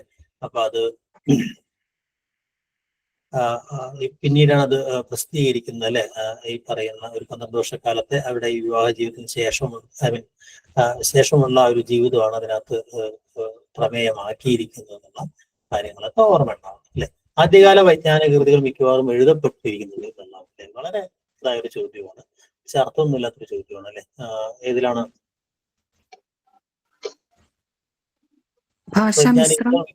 അതെ, ഭാഷാമിശ്രത്തിലാണെന്നുള്ളതാണ്. കാരണം മിക്കവാറും ഈ ആദ്യകാലത്തെ കൃതികൾ എന്നൊക്കെ പറയുന്നത് ഈ സംഗീത ശാസ്ത്രമാണ്, കളരി വിദ്യയുണ്ട്, ആനശാസ്ത്രമുണ്ട്, അല്ലെ? മാതംഗലീല പോലെയൊക്കെയുള്ള കൃതികളുണ്ട്, അല്ലെ? പിന്നെ യുക്തിഭാഷയുണ്ട്. അതൊക്കെ മുൻനിർത്തിയായിരിക്കും ചോദ്യാർത്ഥം അങ്ങനെ യുക്തിഭാഷയൊക്കെ വന്നുകൊണ്ടായിരിക്കും ചോദ്യം ഉണ്ടായിരിക്കുന്നത്. എന്തായാലും അത് ഭാഷാമിശ്രത്തിന്റെ ഉത്തരം എഴുതുന്നതാണ് ശരി. അത് വളരെ ഒരു ഡയറക്റ്റ് ചോദ്യമാണ്, അല്ലെ? സാഹിത്യ പ്രവർത്തക സഹകരണ സംഘം ഏത് വർഷമാണ് സ്ഥാപിക്കപ്പെട്ടത് എന്ന് പറയുന്ന ചോദ്യം, അല്ലെ? 945, അല്ലെ? ആണ് ഈ പറയുന്ന പോലെ മാർച്ച് 15 ഈ പറയുന്ന അതിന്റെ ലക്ഷ്യം എന്തായിരുന്നു, അല്ലെ? എന്താണ് അത് ഇന്ത്യയിൽ തന്നെ അങ്ങനത്തെ എന്താ പറയുക ഒരു അപൂർവമായിട്ടൊരു സംഗതിയായിരുന്നില്ല. കാരണം പുസ്തകങ്ങളുടെ വിൽപ്പനയ്ക്കും പ്രസാദനായിട്ട് ഒരു കമ്പനി അല്ലെങ്കിൽ അങ്ങനെ ഒരു സംഘടന രജിസ്റ്റർ ചെയ്യുക എന്ന് പറയുന്ന സാധനം, അല്ലെ? പിന്നെ അതുമായി ബന്ധപ്പെട്ട പ്രധാനപ്പെട്ട ആളുകളുടെ പേര്, അല്ലെ? കോട്ടയമാണ്, അങ്ങനെ കോട്ടയം അച്ചടി കേന്ദ്രമായി മാറുന്നതിനൊക്കെ ഇതിന്റെ DC ഒക്കെ വരുന്നതിന് മുമ്പാണ് ഒരു വളരെ പ്രാധാന്യമുണ്ട്, അല്ലെ? അപ്പൊ അതിന് നേതൃത്വം കൊടുത്തത്, അല്ലെ, MP പോൾ ആയിരുന്നു, അല്ലെ? അതുപോലെ തന്നെ കാരൂർ നീലാണ്ടപ്പള്ളിയും അതുപോലെ DC മറ്റേ കിഴക്കേ മുറിയ ഒരു 12 പേര് ചേർന്നിട്ടാണ് ഈ സാധനം ഉണ്ടാവുന്നത്, അല്ലെ? പിന്നെയാണ് DC ആ രീതിയിലേക്ക് വരുന്നത്. അതിനകത്ത് ആദ്യം പ്രസിദ്ധീകരിച്ച കൃതി ഏതാണെന്ന് ഓർമ്മയുണ്ടോ? അത് ചിലപ്പോൾ ചോദിക്കുക. സാഹിത്യ പ്രവർത്തക അതെ, തകഴിയുടെ കഥകളാണ് അതിനകത്ത് ഈ പറഞ്ഞ പോലെ ആദ്യമായിട്ട് പ്രസിദ്ധീകരിക്കപ്പെട്ടത്. ഓക്കെ. തിളങ്ങുന്ന പാണ്ടിൽ വിളക്കിന്റെ പ്രഭാപൂരത്തിൽ മിഴാവിന്റെ മുഴക്കത്തിന് ഒപ്പിച്ച് നൃത്തം ചെയ്യുന്ന സംഘകാല നാടൻ നൃത്തം ഏത് എന്നുള്ളത്, അല്ലെ? അതിൽ ആ വരികൾ അങ്ങനെ തന്നെ കോട്ട് ചെയ്തിട്ടങ്ങ് ചോദിച്ചിരിക്കുക. ഇതെല്ലാം സംഘകാല നൃത്തങ്ങളാണ്, അല്ലെ? അതിനകത്ത് കുരവൈക്കൂത്ത് എന്ന് പറഞ്ഞു കഴിഞ്ഞിട്ടുണ്ടെങ്കിൽ ഈ രാജാവ് മരിച്ചാൽ ചെയ്യുന്ന നൃത്തമാണ് കുരവൈക്കൂത്ത് എന്ന് പറയുന്നത്. മറ്റേ തുണങ്കൈ കൂത്താണ്, അല്ലെ? കൊറ്റവയ്ക്ക് മുമ്പിൽ യുദ്ധം ജയിച്ചു കഴിഞ്ഞിട്ടുണ്ടെങ്കിൽ നടത്തുന്ന നൃത്തത്തിനകത്തുള്ള ചില വിശേഷണങ്ങളാണ് ഈ പറയുന്ന തുണങ്കൈ കൂത്ത് എന്ന് പറയുന്ന അതാണ് എന്റെ ശരിയായ ഉത്തരം. വിജയരാഘദേവന്റെ തിരുക്കുടിത്താന ലിഖിതത്തിൽ കാണുന്ന നായർ എന്ന പദം, അല്ലെ? അത് ഏത് നൂറ്റാണ്ടിന്റെ ഉത്തരവാദിത്തത്തിലുള്ള ലിഖിതമാണ് എന്ന്, അല്ലെ? വിജയരാഘദേവനൊക്കെ നമുക്ക് നല്ല ഓർമ്മയുള്ള ഒരാളാണ്. ഏത് നൂറ്റാണ്ടിൻ്റെതാണ്? മിക്കവാറും നമ്മുടെ ഈ പറയുന്ന ലിഖിതങ്ങളൊക്കെ ഏത് നൂറ്റാണ്ടാണ് പ്രധാനമായിട്ട് വന്നിരിക്കുന്നത്? ലിഖിതങ്ങൾ നമ്മുടെ മിക്കവാറും ലിഖിതങ്ങളൊക്കെ 9-ാം നൂറ്റാണ്ട്, അല്ലെ? 9-ാം നൂറ്റാണ്ടിലാണ് നമ്മുടെ ലിഖിതങ്ങളൊക്കെ ഏതാണ്ട് എല്ലാ ലിഖിതങ്ങളും വന്നിരിക്കുന്നത് നമുക്കറിയാം, അല്ലെ? പ്രധാനപ്പെട്ട ലിഖിതങ്ങളൊക്കെ വന്നിരിക്കുന്നത്, അല്ലെ? അപ്പൊ ഈ ഇദ്ദേഹം നമ്മുടെ തരിസാപ്പള്ളി ചെപ്പോഴായിട്ട് ഇദ്ദേഹത്തിന് ഒരു ബന്ധമുണ്ട്, അല്ലെ? എന്താണ് അദ്ദേഹം കോയിലധികാരി എന്നുള്ള സ്ഥാനത്തായിരുന്നു എന്ന് നമുക്കറിയാം, അല്ലെ? അപ്പൊ അങ്ങനെയുള്ള ചില കാര്യങ്ങൾ മാത്രം. നായർ എന്ന് പറയുന്ന ഒരു പദം ആദ്യമായിട്ട് ഇതിനകത്ത് വന്നതും, അല്ലെ? അങ്ങനത്തെ ചില കാര്യങ്ങളാണ് ആ ഒരു പറയുന്ന തിരുക്കുടിത്താനം ലിഖിതത്തിനകത്തുള്ള പ്രാധാന്യം എന്ന് പറയുന്നത്, അല്ലെ? അതായത് അങ്ങനെ അതാണ് ഇപ്പൊ ചോദ്യം വന്നത്. ശാസനത്തിനകത്ത് നമ്മൾ തീരെ പ്രതീക്ഷിക്കാത്ത അല്ലെങ്കിൽ നമുക്ക് പൊതുവെ ഒരിക്കലും അങ്ങനെ വന്ന് കണ്ടിട്ടില്ലാത്തൊരു ശാസനത്തെ കുറിച്ചിട്ടാണ് ഈ ചോദ്യം എന്ന് പറയുന്നത്, അല്ലെ? ചോദ്യവും ഏത് നൂറ്റാണ്ടിലാന്നൊക്കെ പറയുന്ന വളരെ വൈകാരിക ചോദ്യമാണ് ചോദിച്ചത്. ചേര രാജാക്കന്മാരുടെ ദായക്രമം മനസ്സിലാക്കാനുള്ള മാർഗം എന്താണ് എന്നുള്ളതാണ് ചോദ്യം, അല്ലെ? പതിറ്റുപത്ത്. അതെ, അത് 10 എന്നുള്ള ഉത്തരം ഉദ്ദേശിച്ചുകൊണ്ട് അദ്ദേഹം ഉണ്ടാക്കിയിട്ടുള്ള ഒരു ചോദ്യമാണ്. പക്ഷെ ചോദ്യം ഭയങ്കര എന്താ പറയാ യാതൊരു ക്ലാരിറ്റി ഇല്ലാത്ത ചോദ്യം. കാരണം ദായക്രമം മനസ്സിലാക്കാൻ 10-10 നമുക്ക് പ്രത്യേകിച്ച് വഴികളൊന്നുമില്ല. മാത്രമല്ല അതിനകത്ത് രണ്ട് രണ്ട് എന്താ പറയാ സ്കൂൾ ഓഫ് ഭരണാധികാരി, രണ്ട് സ്ഥലത്ത് കേന്ദ്രീയ അങ്ങനെയാണല്ലോ സംഘകാലത്ത് വരുന്നതല്ലേ. അപ്പൊ രണ്ട് കുടുംബങ്ങളുടെ തന്നെ കഥയാണെന്നല്ല. അതുകൊണ്ടാണ് ഇത് മറ്റേ എന്താ പറയാ ഡിലീറ്റ് ചെയ്തല്ലേ. അപ്പൊ പെരുഞ്ചോറ്റ് ഉദിയൻ ചേരലാതൻ അല്ലെ, ഇമയവരമ്പൻ നെടുഞ്ചേരലാതൻ അല്ലെ, കല്യാണേച്ചൽ കെഴുകൊട്ടു എന്നൊക്കെ പറയുന്ന ആ ഒരു സ്കൂൾ അല്ലെ. പിന്നെ നാർമുടി ചേരൽ അല്ലെ, ചേരൻ ചെങ്കുട്ടു എന്നൊക്കെ പറയുന്ന അങ്ങനെ ഒരു എന്താ പറയാ കടൽപ്പിറകോട്ടിയ വേൽകഴുകൊട്ടു എന്നൊക്കെ പറയുന്ന ആ ഒരു അങ്ങനെ വരുന്ന ആടുകൂട്ട് പാട്ട് ചേരലാതൻ അല്ലെ, അങ്ങനെ ഒരു സ്കൂളാണ് ഒരു ഭാഗത്തല്ലേ. പിന്നെ ഈ പെരുഞ്ചേരൽ മറ്റേ ഇരുമ്പുറ ഇളഞ്ചേരൽ ഇരുമ്പുറ എന്നൊക്കെ പറഞ്ഞ വേറെ സ്കൂളും അല്ലെ. അങ്ങനെയാണ് ഈ പറയുന്ന 10-10 രാജാക്കന്മാരിലും. പക്ഷെ അതിൽ നിന്ന് അവിടെ ദായക്രമം മനസ്സിലാക്കാനുള്ള മാർഗം ആയിട്ടല്ല ഈ രാജാക്കന്മാരെ കേന്ദ്രീകരിച്ച ഈ പറയുന്ന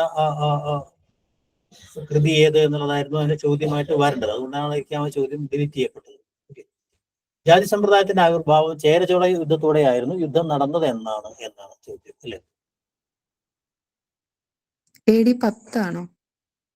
ആ ചോദ്യവും ഈ പറയുന്നത് പോലെ എന്താ പറയാ ഡിലീറ്റ് ചെയ്യപ്പെട്ടൊരു ചോദ്യവുമാണ്. കാരണം അങ്ങനെ ഒരു അതിനകത്ത് തന്നെ ഒരു ക്ലാരിറ്റി കുറവ് അവിടെയുണ്ട് ഈ ചോദ്യത്തിനകത്ത് തന്നെ. കാരണം അങ്ങനെ ഒരു ജാതി സമ്പ്രദായത്തിന്റെ ആവിർഭാവം ചേരചോള യുദ്ധത്തോടെ ആയിരുന്നു എന്ന് പറയുന്ന സിദ്ധാന്തം കിളങ്കുളം ഉണ്ടാക്കിയ സിദ്ധാന്തമാണ്. MGS നാരായണൻ പറയുന്ന എല്ലാ സാധനവും, പ്രത്യേകിച്ച് ഈ നൂറ്റാണ്ടി യുദ്ധം എന്ന് പറയുന്ന കോൺസെപ്റ്റ് തന്നെ തെറ്റാണെന്നൊക്കെ തെളിയിക്കപ്പെട്ടതുകൊണ്ട് തന്നെ ആ ചോദ്യം എന്ന് പറയുന്നത് തന്നെ. കാരണം അങ്ങനത്തെ ഒരു യുദ്ധം നടന്നതായ തെളിവുകളില്ല എന്ന് തന്നെയാണ് ഈ പറഞ്ഞ പോലെ. എന്താ പറയുക, അങ്ങനെ ഒരു നീണ്ട കാലം, അതായത് AD 800 തൊട്ട് 1100 വരെ ആണ് ഇവിടെ ഒരു കാലം എന്ന് പറഞ്ഞാൽ അല്ലെ. ആ കാലഘട്ടത്തിൽ ഉടനീളം ചെറിയ യുദ്ധങ്ങൾ ഉണ്ടായിട്ടുണ്ട്. 13 രാജാക്കന്മാർ ആ കാലഘട്ടത്തിൽ ഉണ്ടായിട്ടുണ്ട്. ചെറിയ യുദ്ധങ്ങൾ ഉണ്ടായിട്ടുണ്ട്. അതൊരു നിശ്ചിത കാലഘട്ടത്തിലൊരു യുദ്ധം എന്ന് പറയുന്നത് ഇളക്കുളം കുഞ്ഞമ്പിള്ള മുന്നോട്ട് വെച്ചിട്ടുള്ള 12-ാം നൂറ്റാണ്ടുമായി ബന്ധപ്പെട്ട് മുന്നോട്ട് വെച്ചിട്ടുള്ള ഒരു പ്രോജക്ട്, ഒരു ആശയമാണ്. അദ്ദേഹം പല സിദ്ധാന്തങ്ങളും മരുമക്കത്തായത്തിന്റെ ആവിർഭാവമായാലും അല്ലെങ്കിൽ ഈ പറയുന്ന എന്താ പറയാ ദേവസ്വം ബ്രഹ്മസ്വമാകുന്ന സംഗതിയായാലും അങ്ങനെയുള്ള പല ആശയത്തെയും ജാതിജന്യ നാടുവാഴിത്തത്തെ രൂപപ്പെടുത്തിയത് എല്ലാ യുദ്ധത്തിലേക്ക് കൊണ്ടുവയ്ക്കുന്ന രീതിയാണ് അദ്ദേഹം ഉണ്ടായത്. പക്ഷെ ആ ചരിത്ര രചന അല്ലെങ്കിൽ ആ ഒരു സങ്കല്പം തന്നെ തെറ്റാണ് എന്ന് പിൽക്കാലത്ത് തെളിയിക്കപ്പെട്ടതാണ്. അതുകൊണ്ട് തന്നെ ആ ചോദ്യം എന്ന് പറയുന്നത് യഥാർത്ഥത്തിൽ തെറ്റാണ്. ആ ഒരു ചോദ്യം അങ്ങനെ നിൽക്കുന്ന ഒരു ചോദ്യമല്ല. ജാതി സമ്പ്രദായം ദൃഢീകരിക്കുന്നതിനും അതിന് സാർവത്രികമായ പ്രചാരം നൽകുന്നതിനും അനുകൂലമായ പ്രധാന സാഹചര്യം എന്തായിരുന്നു എന്നുള്ള ചോദ്യം അല്ലെ.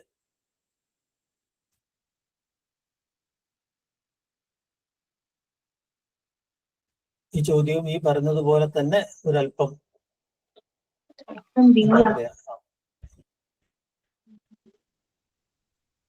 ഏതാണ് പ്രധാന സാഹചര്യം എന്നുള്ളതാണ് ചോദ്യം അല്ലെ.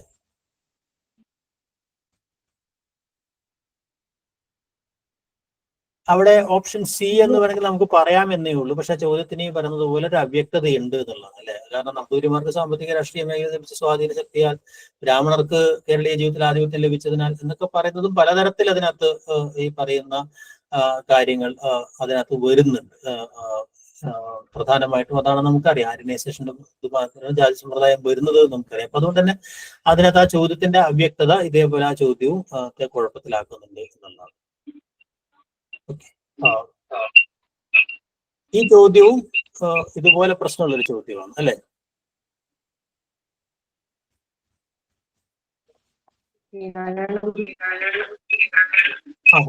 സാമൂഹിക പരിഷ്കരണ പ്രസ്ഥാനത്തിന്റെ ശക്തമായ പ്രവാഹം ആരുടെ നേതൃത്വത്തിലായിരുന്നു എന്ന് ചോദിച്ചു കഴിഞ്ഞാൽ ഇവരെല്ലാം ഏതെങ്കിലും തരത്തിൽ എന്താണ് ഈ പറയുന്ന പല ഈ പറയുന്ന എന്താ പറയുക സാമൂഹ്യ പരിഷ്കരണ പ്രസ്ഥാനം ഉണ്ട് അല്ലെ. അപ്പൊ അങ്ങനെ ഒരു സാമൂഹ്യ പരിഷ്കരണ പ്രസ്ഥാനം എന്ന് പറയുന്ന രീതിയിൽ ആണോ ശ്രീനാരായണ ഗുരു പ്രവർത്തിച്ചത് എന്നുള്ള ചോദ്യം അവിടെ വീണ്ടും നമുക്ക് ക്വസ്റ്റ്യനബിൾ ആയിട്ടുള്ള സംഗതിയാണ്. അദ്ദേഹം സാമൂഹ്യ പരിഷ്കരണ പ്രസ്ഥാനത്തിന്റെ ഒരു നേതൃത്വം നൽകുകയാണോ അദ്ദേഹം ചെയ്യുന്നത് എന്നുള്ളതാണ് പ്രധാനപ്പെട്ട ചോദ്യം എന്നുള്ളത് ഒരു അല്ലെ.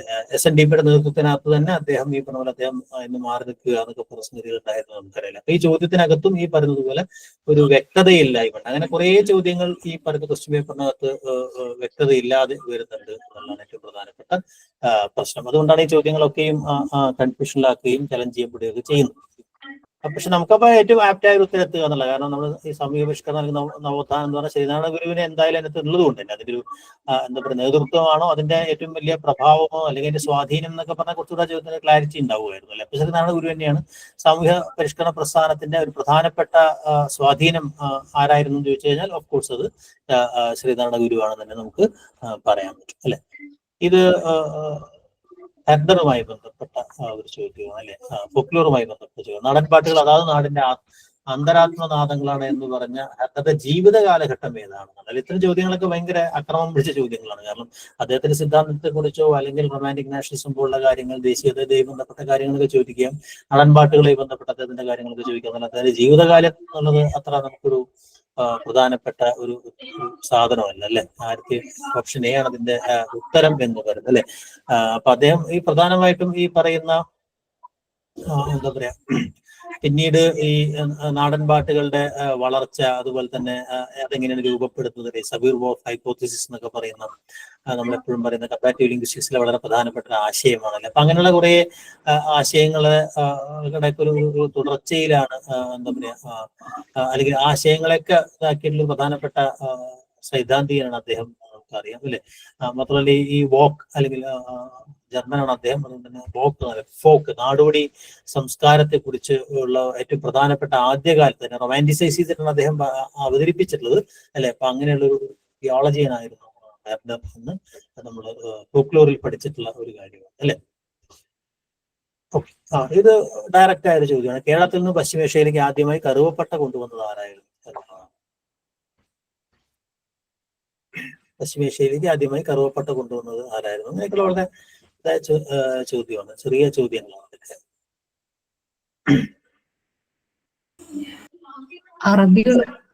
അതെ, അറബികളാണ്. നമുക്ക് ഇതിനകത്ത് പറയുമ്പോൾ അറബികളായിട്ട് നമുക്ക് ഏറ്റവും ആദ്യം വ്യാപാരം സ്വാഭാവികമായിട്ടും ഈ പറഞ്ഞതുപോലെ അറബികളാണ്. സുമേറിയൻ ആ ഒരു ഘട്ടത്തിൽ തന്നെ ഈ സുഗന്ധ വ്യഞ്ജനങ്ങളുടെ പൂന്തോട്ടം എന്നൊക്കെ പറയുന്ന രീതിയിലാണ് കേരളം അറിയപ്പെട്ടിരുന്നത്. അപ്പൊ ആ കാലഘട്ടത്തിൽ ഈ ഇവിടെ അറബികൾ ഉണ്ടായിരുന്നു, ബാബിലോണിയക്കാർ, അസീറിയർ അല്ലെ, ഈജിപ്ഷ്യൻസ് അല്ലെ, ഇവരെല്ലാവരും ഈ പറയുന്ന ആ സമയത്ത് ഇവിടെ വരുന്നുണ്ട്. കൊളോണിയൽ ഘട്ടത്തിന് മുമ്പ് അവിടെ വരുന്നുണ്ടല്ലേ. ഇപ്പൊ നമ്മുടെ അത്ര സ്പൈസസിന് വേണ്ടി കാര്യമായിട്ട് ചൈനക്കാർ ഇവിടെ വന്നിട്ടില്ല. അപ്പൊ ഈ പോർച്ചുഗീസുകാരും ഫ്രഞ്ചുകാരും ലൈറ്റർ പീരീഡിൽ വന്ന ആളുകളാണ്, കൊളോണിയൽ സംഗതിയായിട്ട് ബന്ധപ്പെട്ട ആളുകളാണ്. അപ്പൊ അതുകൊണ്ട് തന്നെ അറബികളും ഫിനീഷ്യരുമാണ് ആദ്യകാല വ്യാപാരം എന്ന് പറയുന്ന ഈ പറഞ്ഞ പ്രത്യേകിച്ച് ഈ ഗൾഫ് ഏരിയയിലും മറ്റും. കാരണം പശ്ചിമേഷ്യ നേരത്തെ കൃത്യമായി പറഞ്ഞുകൊണ്ട് തന്നെ ഈ പറഞ്ഞ യമൻ, ഒമാൻ, പേർഷ്യൻ ഗൾഫ് തീരങ്ങളിലേക്കൊക്കെ ഈ പറയുന്ന അറബികൾ കേരളത്തിലേക്ക് തിരിച്ചുമൊക്കെയുള്ള ഈ വലിയൊരു നാവിക പാരമ്പര്യം ഇവിടെ ഉണ്ടായിരുന്നു എന്നുള്ള ആശയങ്ങളൊക്കെ നമുക്ക് അതിനെ ചേർത്ത് വെച്ച് നമുക്ക് വളരെ പെട്ടെന്ന് അറബികൾ എന്ന് പറയുന്ന ഒരു ഉത്തരത്തിലേക്ക് വലിയ അപകടമില്ലാതെ എത്താൻ പറ്റും അല്ലെ.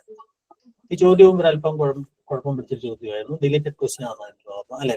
കലാനിരൂപകനായ ഡോക്ടർ ആനന്ദകുമാരസ്വാമി ഏറ്റുമാനൂർ ശിവക്ഷേത്ര ചുമർചിത്രം കണ്ടുകൊണ്ട് പറഞ്ഞത് എന്താണ് എന്നുള്ളതാണ് ചോദ്യം. ദ്രാവിഡ ചിത്രകലയ്ക്കുള്ള പ്രാചീനമായ ഒരു ഉദാഹരണം, കേരള ശില്പകലാ രീതിയുടെ മകുടോദാഹരണം, അജന്തയിലെയും ബാഗിലെയും കലയെ കേരളീയ കലയോട് ബന്ധിപ്പിക്കുന്ന അപൂർവ കല, മനോജ്ഞമായ കേരളീയ ദാരുശില്പങ്ങളുടെ ഉത്തമ മാതൃക.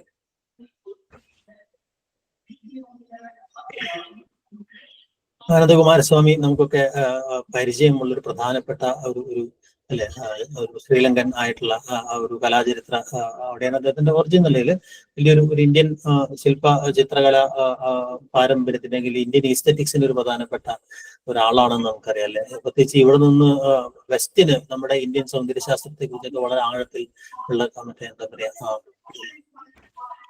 ഉള്ള പഠനങ്ങളൊക്കെ അദ്ദേഹത്തിന്റെ അതാണ് പ്രധാനപ്പെട്ട പഠനങ്ങളൊക്കെ അദ്ദേഹത്തിൻ്റെത് ആണ് എന്നറിയാം. ഇതിനകത്തുള്ള ഒരു പ്രശ്നം എന്താ വെച്ചാൽ അദ്ദേഹം ഒരിക്കലും ഈ ദ്രാവിഡ ചിത്രകലയ്ക്കുള്ള പ്രാചീനമായ ഒരേ ഒരു ഉദാഹരണം അദ്ദേഹം പറഞ്ഞിട്ടേ ഇല്ല. ദ്രാവിഡ ചിത്രകലയ്ക്കുള്ള ഒരു പ്രധാനപ്പെട്ട ഉദാഹരണമാണ് എന്നുള്ള രീതിയിലാണ് അദ്ദേഹം പറഞ്ഞിരിക്കുന്നത്. അപ്പൊ ഇതിനെ കുറിച്ചുള്ള റൈറ്റപ്പിൽ നിന്ന് ഒരാൾ ഉണ്ടാക്കിയ ക്വസ്റ്റ്യൻ ആണ്. വെറുതെ ഒരു ഏറ്റുമാനൂരിലെ ക്വസ്റ്റ്യൻ ഉണ്ടാക്കിയ ആള് ഏറ്റുമാനൂരിലെ ഏറ്റവും പ്രസിദ്ധമായിട്ടുള്ള അല്ലെ ഈ പറയുന്ന എന്താ പറയാ ശിവപെരുമാളിനെ കുറിച്ചിട്ടാണ് അദ്ദേഹത്തിന്റെ ഒരു പഠനം എന്ന് പറയുന്നത് അല്ലെ. അദ്ദേഹത്തിന്റെ പഠനം ഇതിനകത്തുണ്ട്. അപ്പൊ അതിനെക്കുറിച്ച് എഴുതിയ റൈറ്റപ്പിനകത്ത് വന്നൊരു സെന്റൻസ് അദ്ദേഹം പറഞ്ഞതായിട്ട് തെറ്റിദ്ധരിച്ചിട്ടാണ് ഈ ചോദ്യം വരുന്നത് അല്ലെ. ഇപ്പൊ ഏറ്റുമാനൂർ അമ്പലത്തിലുള്ള ഒരു പ്രധാനപ്പെട്ട എന്താ പറയാ ഈ അതിനെക്കുറിച്ച് അദ്ദേഹത്തിന് വളരെ ഗംഭീരമായ പഠനമുണ്ട്. പക്ഷെ ആ പഠനം എന്ന് പറയുന്നത്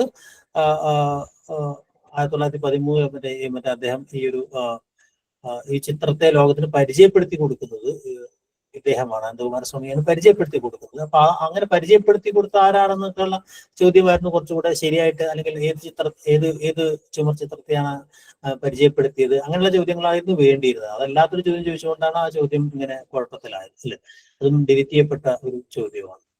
സ്റ്റീൽ ആന്റണിയുടെ ഭാഷാഭാഗത്തിന്റെ പേര് ഒരേ ക്വസ്റ്റ്യൻ പേപ്പറിൽ തന്നെ അത് ചോദ്യം അങ്ങോട്ടും ഇങ്ങോട്ടും വന്നു എന്നുള്ളതാണ് അതിനകത്തുള്ള ഒരു പ്രശ്നമായിട്ട് തോന്നുന്നു അല്ലെ. ഞങ്ങൾക്ക് അറിയാം അല്ലെ, ഭാഷാഭാഗത്തിന്റെ പേര് എന്ന് പറയുന്നത് അല്ലെ.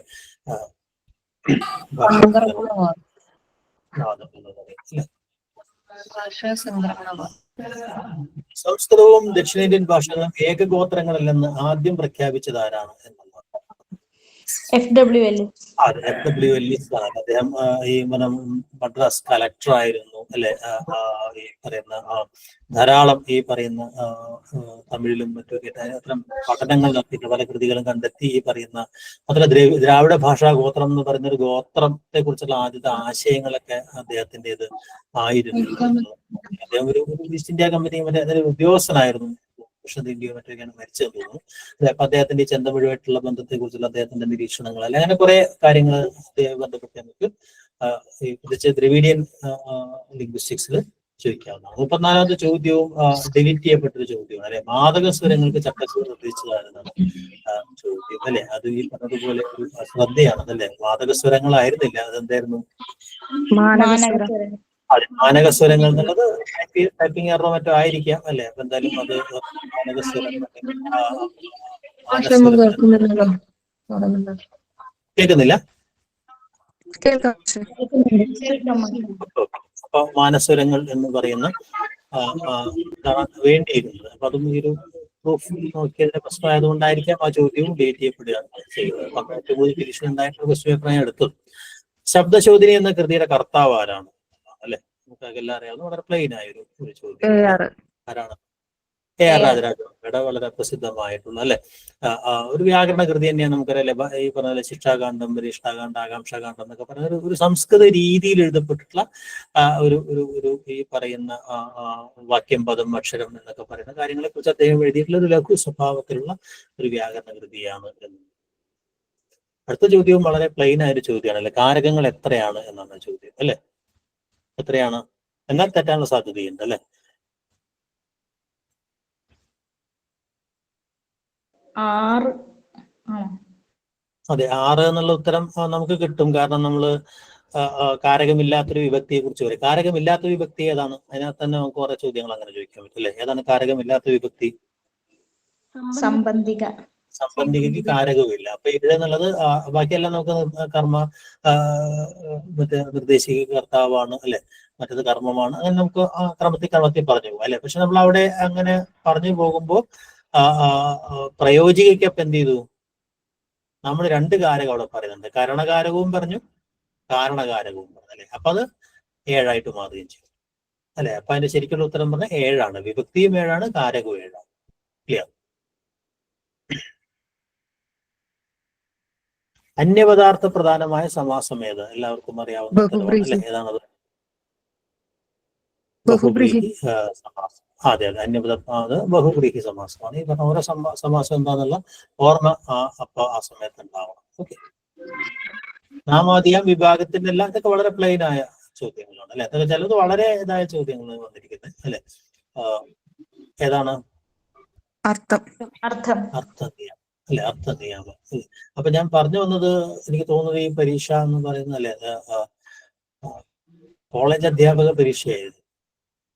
കോളേജ് അധ്യാപക പരീക്ഷയുടെ ഈ പറഞ്ഞ പോലെ മൾട്ടിപ്പിൾ ചോയ്സ് ക്വസ്റ്റ്യൻ ഉണ്ടായിരുന്ന സമയത്തുള്ള ഒരു ചോദ്യ പേപ്പറാണിത്.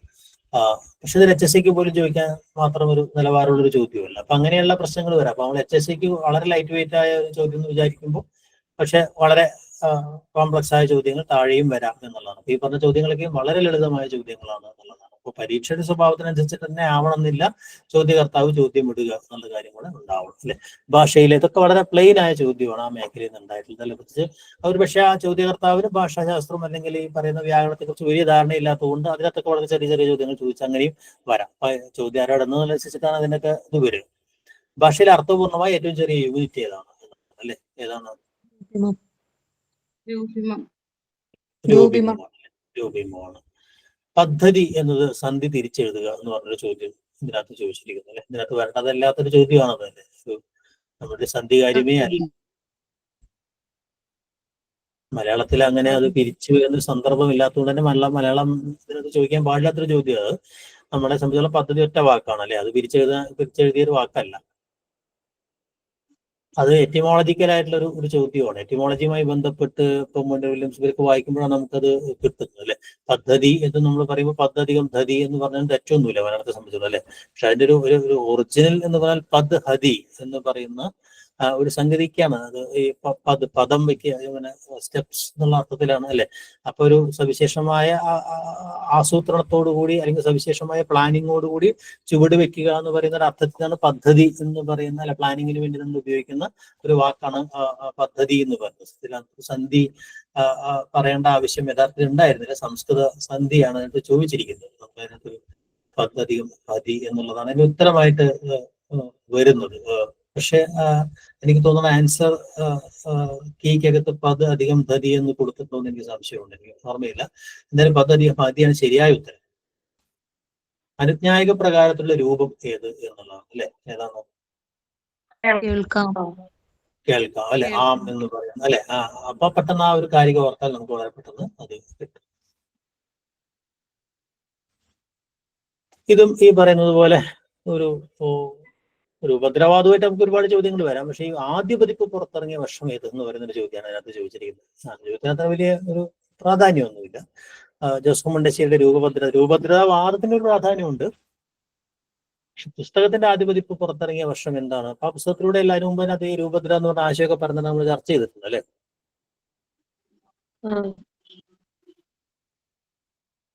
1951 പക്ഷെ അതല്ല ചോദ്യം വരുന്നത്. രൂപഭദ്രതാവാദം ഏത് നോവലിന്റെമായി ബന്ധപ്പെട്ടാണ് അല്ലെ, എവിടെയാണ് ഇത് തുടങ്ങുന്നത്, അങ്ങനെയുള്ള ചോദ്യങ്ങളായിരുന്നു.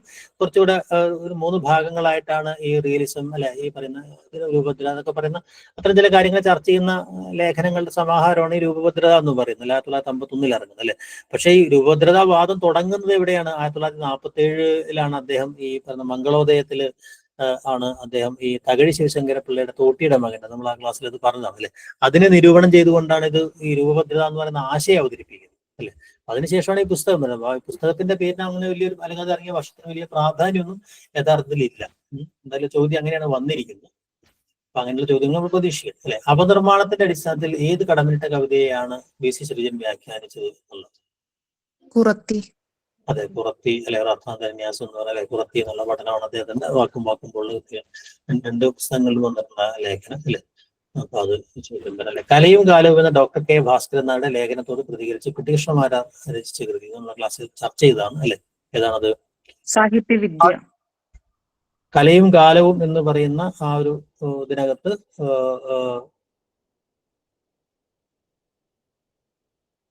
ഏതാണ്? കല ജീവിതം തന്നെയല്ലേ?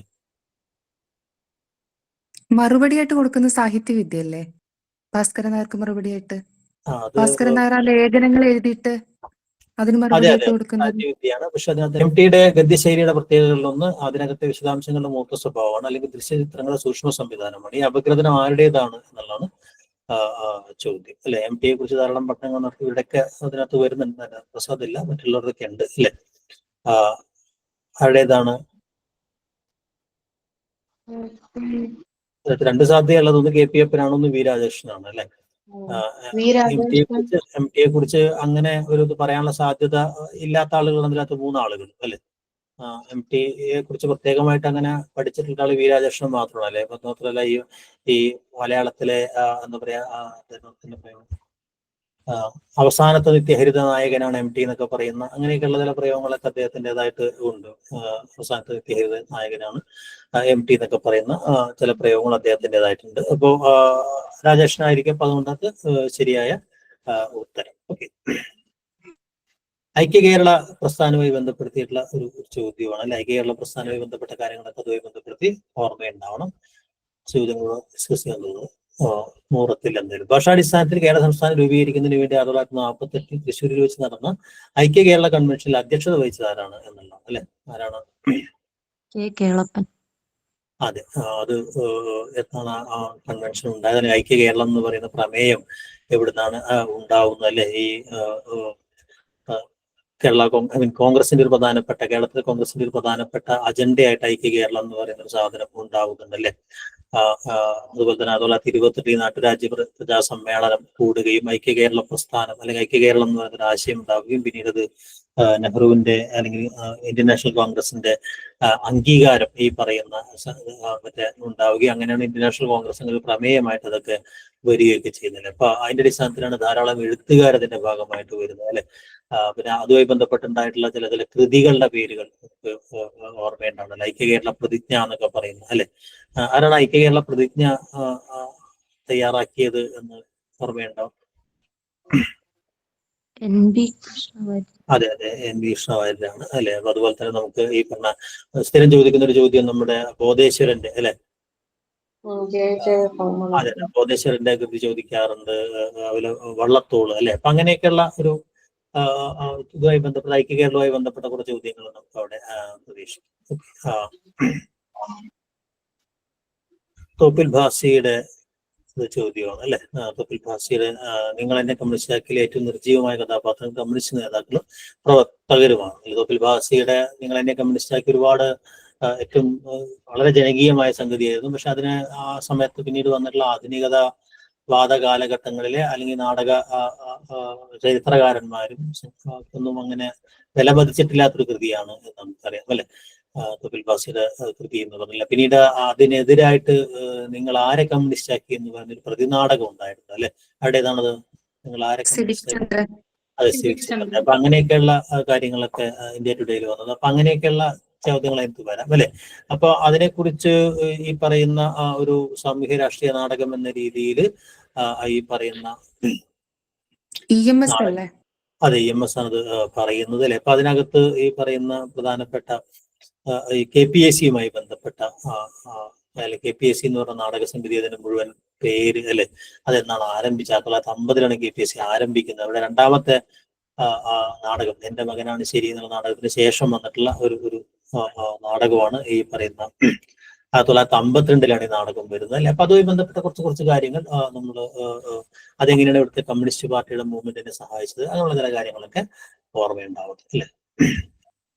ബന്ധനസ്ഥനായ വൃദ്ധനുമായി ബന്ധപ്പെട്ട ഒരു ചോദ്യം. വള്ളത്തോൾ കവിതയെ കുറിച്ച് പുതിയ എഴുത്തുകാരിൽ ഏറ്റവും കൂടുതൽ പഠിച്ചിട്ടുള്ള ആൾ അല്ലെ. ഈ പറയുന്ന പാരമ്പര്യവുമായി സംഘർഷത്തിൽ ഏർപ്പെടുന്ന ഒരു ആധുനികന്റെ അന്വേഷണങ്ങൾ എന്ന് പറയാനുള്ള സാധ്യത നമുക്കറിയാം. അതിനകത്ത് രണ്ടുപേർക്കുള്ള സാധ്യതകൾ, ഒന്ന് പി പവിത്രനും അല്ലെങ്കിൽ ഒന്ന് PP രവീന്ദ്രനുമാണ് അല്ലെ. അങ്ങനത്തെ ഒരു ആശയം ഈ പറയുന്ന ആധുനികതയെ വിമർശനം, ആധുനികതയുമായി ബന്ധപ്പെട്ട് ആധുനികാനന്തരകാല വിചാരങ്ങൾക്കകത്ത് നിന്നുള്ള ആധുനികതയെ പരിശോധിക്കുന്ന പഠനങ്ങൾ നടത്തിയിട്ട് PP രവീന്ദ്രനും പ്രത്യേകിച്ച് എതിരെഴുത്തുകൾ എന്നൊക്കെ പറയുന്ന ആ ഒരു സീരീസിനകത്ത് ധാരാളം വള്ളത്തോൾ കവിതയെ കുറിച്ച് ഒരുപാട് പഠനങ്ങൾ, വള്ളത്തോളിന്റെ ദേശീയതയെ ഒക്കെ പഠിച്ചിട്ടുള്ള ആള് PP രവീന്ദ്രനാണ് അല്ലെ. അപ്പോ PP രവീന്ദ്രനാണ് ഉത്തരം. ബാലാകലേശം നാടകം ആരുടെ രചനയാണ്? എല്ലാവർക്കും അറിയാവുന്ന ഒരു ചോദ്യം. അതെ, KP കറുപ്പന്റെ ഒരു മറ്റേ എന്താ പറയാ, 1ാം സമ്മാനം കിട്ടിയത് എവിടെ കിട്ടി എന്നുള്ള കാര്യം അല്ലെ. അതോടൊപ്പം തന്നെ അത് ഈ പറയുന്ന എന്താ പറയാ, ആ നാടകത്തിന്റെ പ്രത്യേകത എന്താന്ന് പറയുന്നത് അല്ലെ. ഈ പറഞ്ഞ ഏറ്റവും ആധുനിക നാടകത്തിന്റെ ഒരു ആദ്യ രൂപമായിട്ട് നമുക്കതിനെ പറയാൻ പറ്റും അല്ലെ. അങ്ങനെയുള്ള കുറെ കാര്യങ്ങൾ അതുമായി ബന്ധപ്പെടുത്തിയിട്ട് ഓർമ്മയുണ്ടാവും. ഓക്കെ. AR രാജരാജവർമ്മയുടെ അഭിപ്രായമാണ് അർത്ഥപുഷ്ടി, ശബ്ദഭംഗി, സന്ദർഭശുദ്ധി, കൽപ്പനാവൈചിത്ര്യം, ഔചിത്യം, ബന്ധൗചിത്യം മുതലായ വിഷയങ്ങളിൽ ഈ മഹാകാവ്യത്തിന് സമമായി ഭാഷയിൽ ഒരു മൂലകേന്ദ്രവും കാണുന്നില്ല. അതിന് പെട്ടെന്ന് നമുക്ക് തെറ്റിക്കാവുന്ന രാമചന്ദ്രവിലാസം. അതെ, രാമചന്ദ്രവിലാസത്തിന് അദ്ദേഹം എഴുതുന്ന അവതാരികയിലാണ് അദ്ദേഹം ഈ കാര്യം ഒക്കെ പറയുന്നത് അല്ലെ. പത്മനാഭ കുറുപ്പാലൊക്കെ അദ്വിതീയനാണ് എന്നൊക്കെ പറയുന്ന ഒരു കാര്യം അല്ലെ.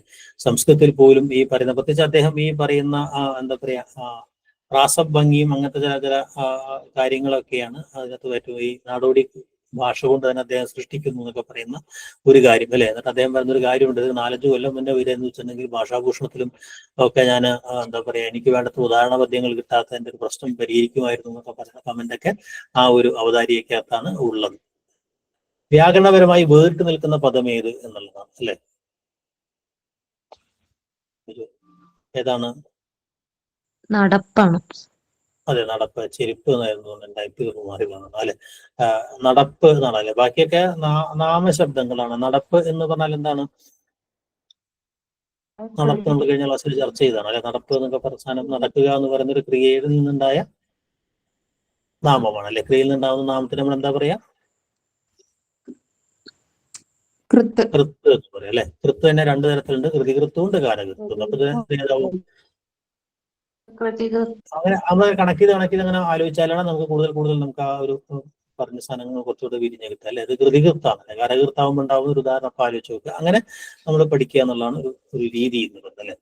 ഇത് എന്തുകൊണ്ടോ അങ്ങനെ ഒരു ചോദ്യം ചോദിച്ചിട്ടുണ്ട്. എന്തിനാണ് ഈ ചോദ്യം ചോദിച്ചത് എനിക്ക് ഇപ്പോഴും ഒത്തില്ല. പ്രാചീന കവി പരമ്പരയിൽ പ്രഥമ കവി അഥവാ ആദ്യത്തെ ജനകീയ കവി ആരാണ്? ഇങ്ങനെയുള്ള ചോദ്യങ്ങളൊന്നും ഒരു തരത്തിലും അങ്ങനെ ഒട്ടും ഒബ്ജക്റ്റീവ് അല്ല ഈ സാധനം. അങ്ങനെയൊന്നും ആദ്യ കവി എന്നൊക്കെ പറയുന്ന ഒരു കാര്യം ആര് പറഞ്ഞു അല്ലെ, എന്നെ തെളിവ് എന്താണെന്നൊക്കെ ചോദിച്ചു കഴിഞ്ഞാൽ അത് നിൽക്കില്ല ചോദ്യം.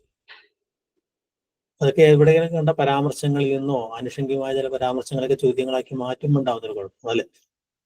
അത്ര ജനകീയ കവി എന്നൊക്കെ പറഞ്ഞു കഴിഞ്ഞാൽ ഈ പറയുന്ന ആളുകളൊക്കെ ബൃഹസ്പതി, ശനസ്മിത്രൻ എന്നൊക്കെ പറയുന്ന ആൾ വൈദിക കാലഘട്ടത്തിൽ ഉണ്ടായിരുന്നു നമ്മൾ വിചാരിക്കുന്ന കുറെ മഹർഷിമാരും മറ്റുമൊക്കെയാണ് അല്ലെ.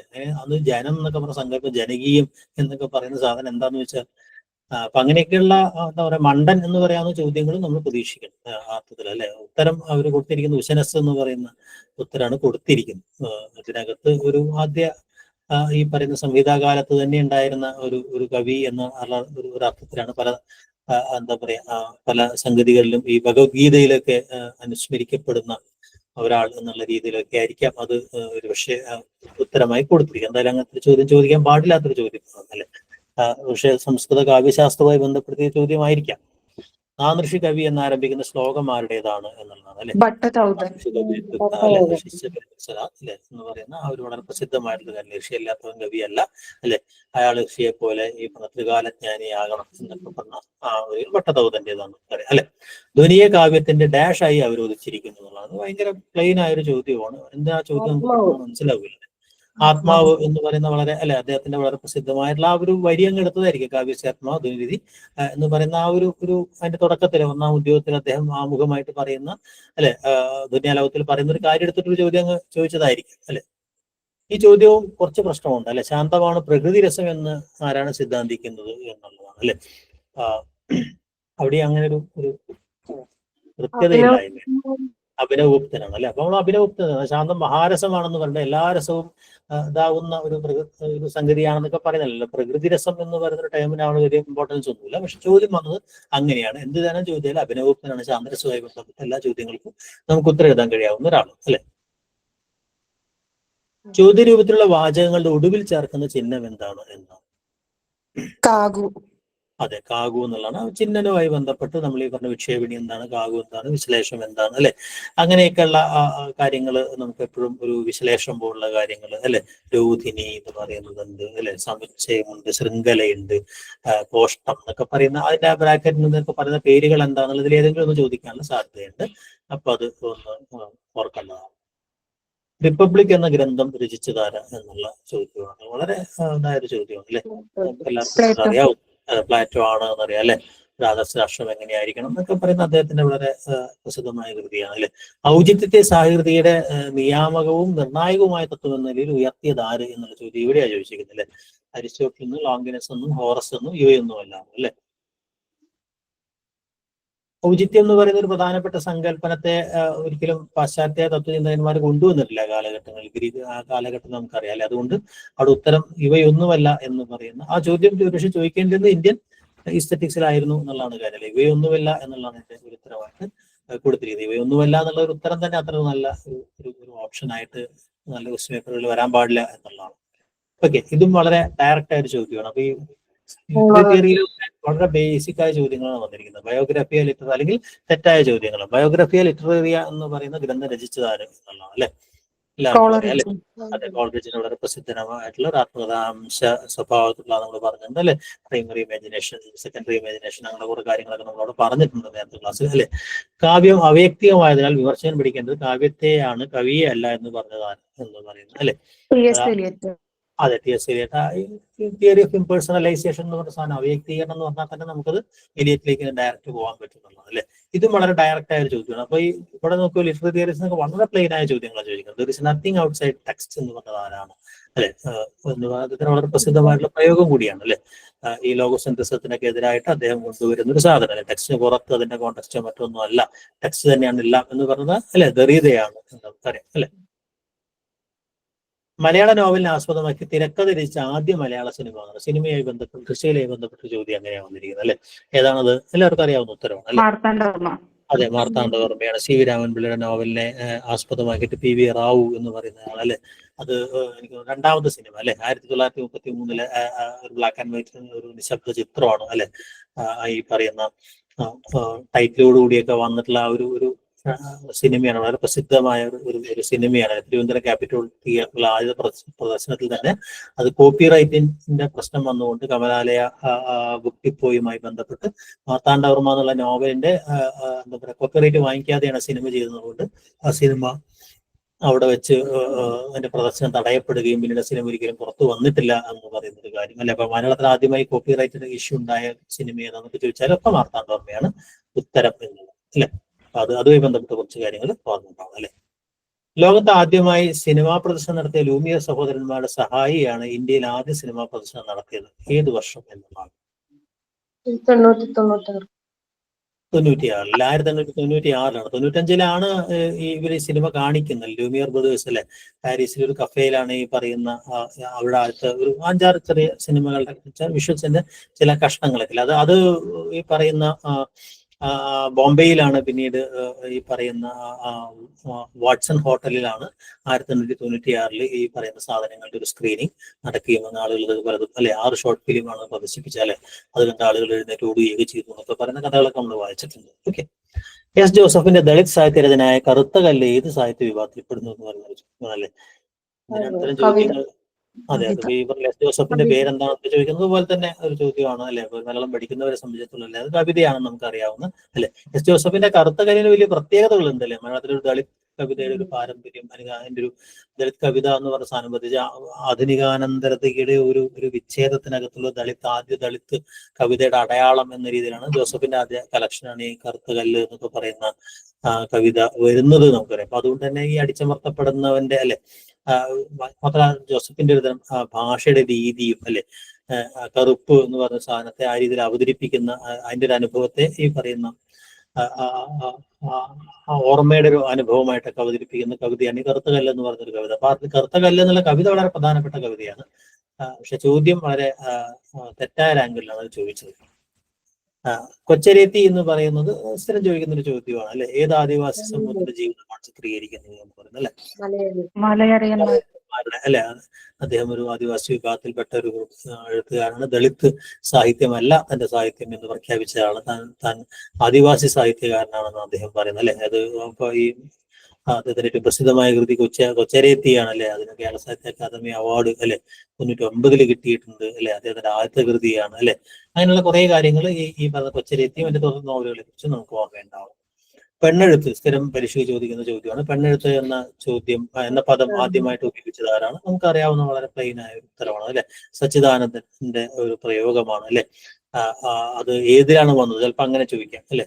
90കളിലാണ് ഈ പ്രയോഗം ഉണ്ടാവുന്നത് അല്ലെ. അപ്പൊ അത് ഈ പറയുന്ന ഏത് കൃതിയുടെ പഠനത്തിലാണ് അത് വന്നത് എന്നുള്ളത് അല്ലെ. ഏതിന്റെയാണ്?